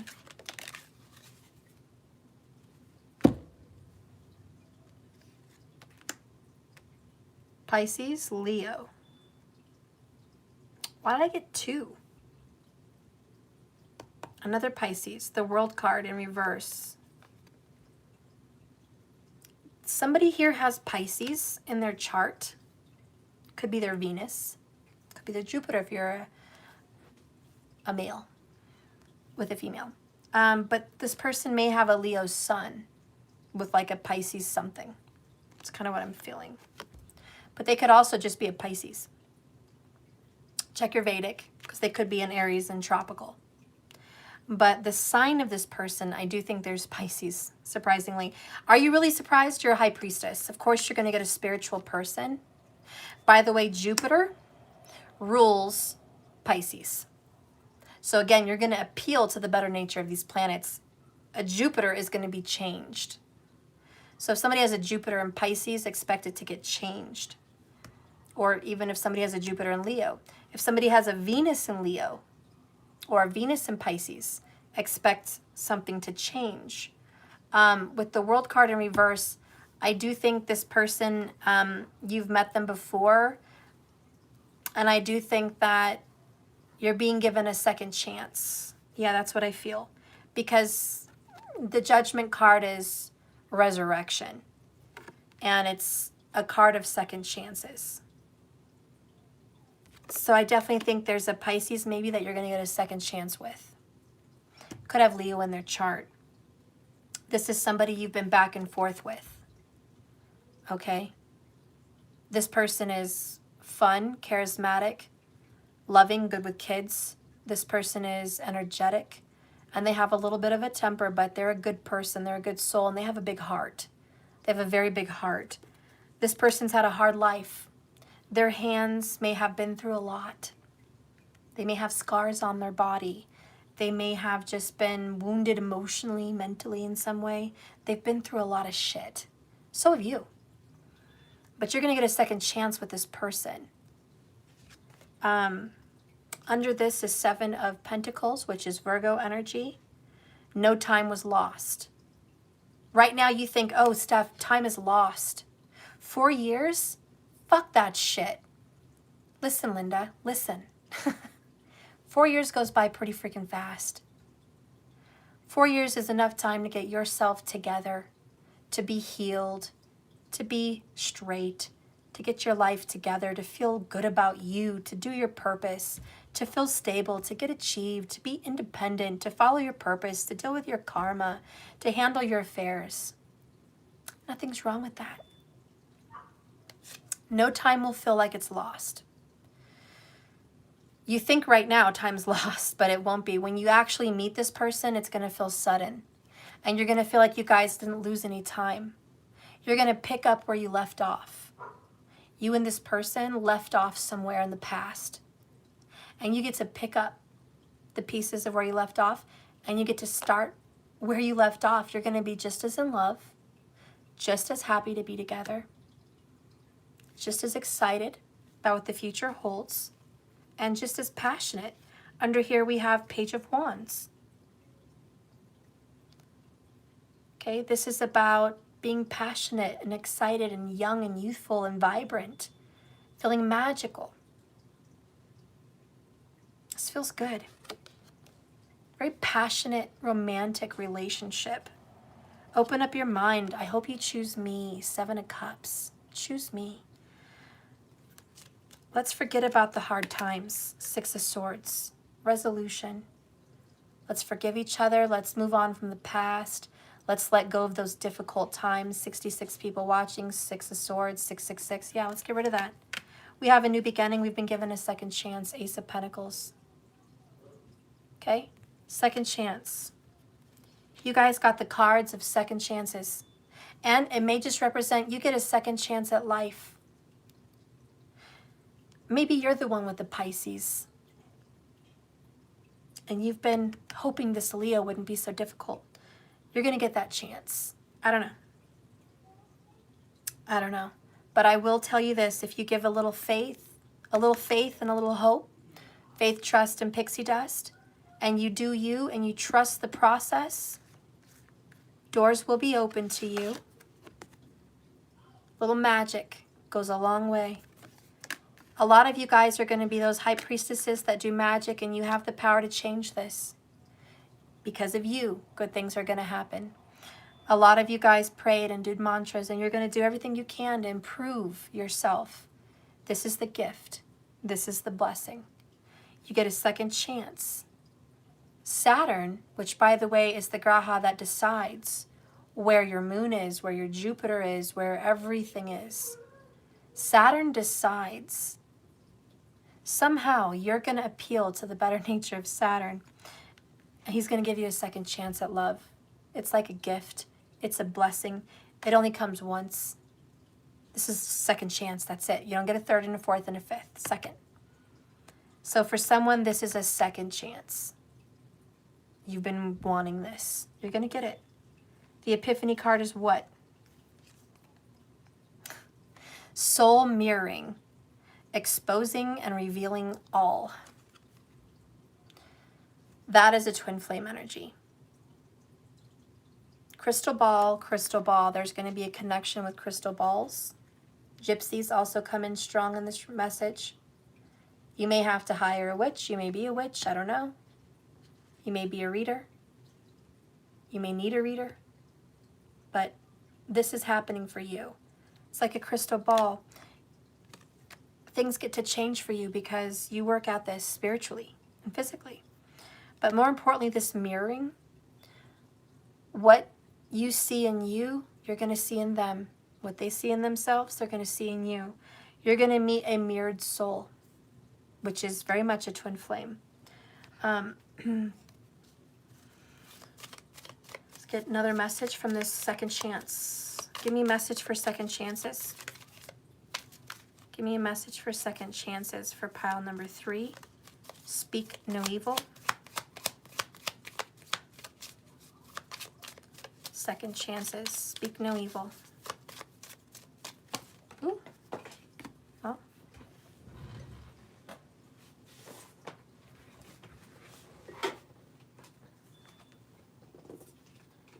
A lot of 5s. This person put you through a dark night of the soul. You went through it with that person. You went through a love drought with this person. You guys had a time where you were blocked, absolutely. It was a love drought. Both of you went through a period of being single for a while. Like both of you have been through some part of your lives, whether it's a year or maybe 4 years or I don't know, however long, many years. Both of you will have mirrored singleness, brokenness. Both of you will mirror issues together. That's a sign. Lurking in the shadows. This person's always been there, always been around, lurking. Like this person's always been in your life some way or another. This is why you get a second chance. Secrets will be unrevealed. A web of lies will be untangled. Your past led you guys in some trouble with social media. You guys had a bad past. Now you guys have set healthy boundaries and limitations. This person's been watching you for many years. Maybe on camera, maybe on TV, maybe just hanging around, lurking in the shadows. But this person has observed you. Maybe you've observed them. But there's always been, I see you. And you've been around. This person has been around, okay? Some way or another. True love stories never end. This is going to be true love. And bottom of the deck, this is no ordinary love. Yin Yang, divine soulmate love connection. Funny, after that it says not your typical love story. Bottom of the deck, choosing the right path for us.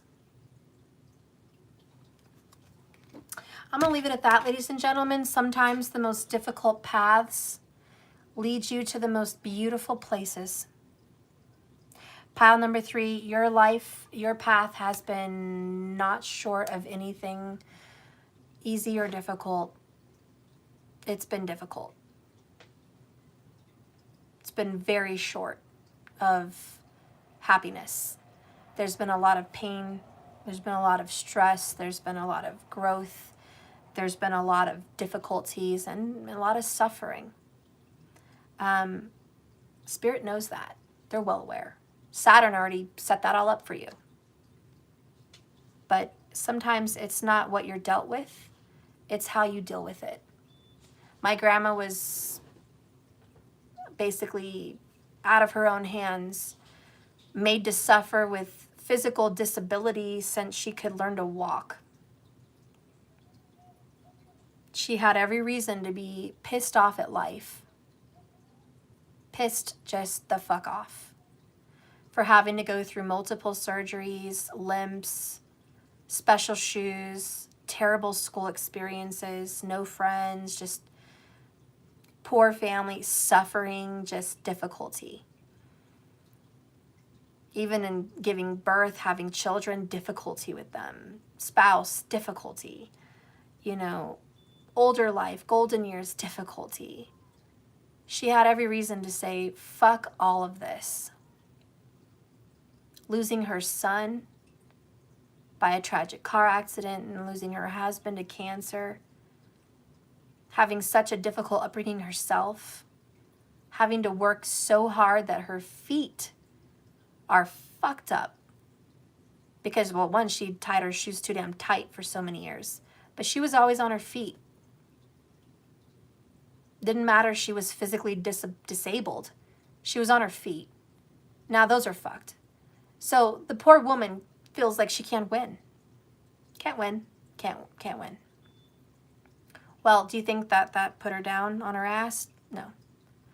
She's been better for it. She's a happy person. She's one of the happiest people you'll ever know. Smiles, gives good advice, always gives a helping hand, always gives financial support to whoever needs it. Always giving happiness and joy vibes to people around her. Always a friend, always a support, always a smiling face. Always looking for the brighter side of everything. She hardly ever wants anyone to see her sad because she wants to make everyone happy.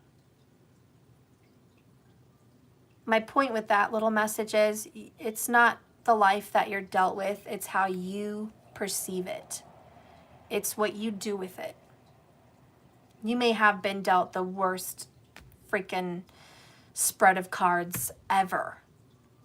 But what do you make of it? Saturn is going to watch you grow. He's going to watch you transform. That death energy, the butterfly. Saturn's going to say, damn, I gave that girl, I gave that boy some very difficult karma. I'm impressed with how they came out shining from it. Impressed. You deserve an accolade. You deserve some award here. You deserve some kind of a blessing here. For some of you guys, it's going to be a relationship, a very good one, second chance. It's like a miracle second chance in about 4 years. For some of you guys, it's stability and financial security. You may have troubles in relationships, but when it comes to a home and a job, you make a lot of money and you're very happy, beautiful home, super secure. You may have trouble in other areas, but your body, your health is amazing. You know what I mean? So there's areas of your life that are very much achieving great things, and one that suffers. That's karma. What goes up must come down. There's a give and take. But because you're following your path, and if you have a little faith, trust, and pixie dust, and you honor your path and the process of it, I think you're going to be blessed. Well, anyways, thank you guys for watching my channel. Very long readings today. My apologies. Don't forget the underlying messages in part 1. Don't forget there is communication coming in from someone that you want to hear from. Don't forget good news is coming. 9 of Cups, Nectar. Be fluid. Go with the flow. Remember, this is a journey, not a destination. Keep swimming. Shine bright like a candle. You will make it through this. It will not defeat you. You're on the right path. Karma may be hitting you and a lot of other people hard right now, but so be it. Remember that if anything is blocked from you, there's a reason. Okay? So we're going to ring this bell and clear the energy today. Don't leave here with a heavy heart. Don't leave here with a heavy heart. I love you guys. Just keep swimming. Please like and subscribe if you haven't already. Thank you so much for watching this long video that I've dedicated myself to you. I've given you the best of me. I've given you my energy, my time, my vision, my gift. I enjoy it. You're welcome. Thank you for being here. Please hit the like video on your way out as a thank you. I'd really appreciate that. It does help the channel. If you're interested in anything else I have to offer, please go to jks1111.com. Search it out. If you guys have any other questions or suggestions about my videos, please go in the comments section below the video and just put it in there. It's a good way to reach me, contact me down there, okay? That's pretty much it. I am tired. I bet you are too. Thank you for sticking it out. I love you so much. I send you love and light. May all of you 3 little piggies be blessed in your journey, okay? I hope so much goes well. Funny, I channeled Mr. Lonely over here. Somebody regrets things. You may be getting a second chance with Mr. Lonely. Or it just represents you being lonely. And you're going to find someone. But it's all for the good. I love you guys. Be well. Just keep swimming. I'll see you tomorrow. Thank you, markers. Thank you, moderators, for showing up, taking care of the chat room. I love you so much. I am exhausted. I am going to leave here and just rest for a little while, recoup my energy. I may have to take a salt bath because, damn, this was an intense message today. Take it with a grain of salt. Not everything here has to be literal. Not everything here has to match you. Don't make it fit. But if it does match you, it will not defeat you.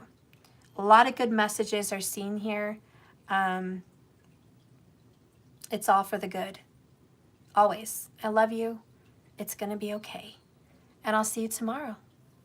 Bye, guys.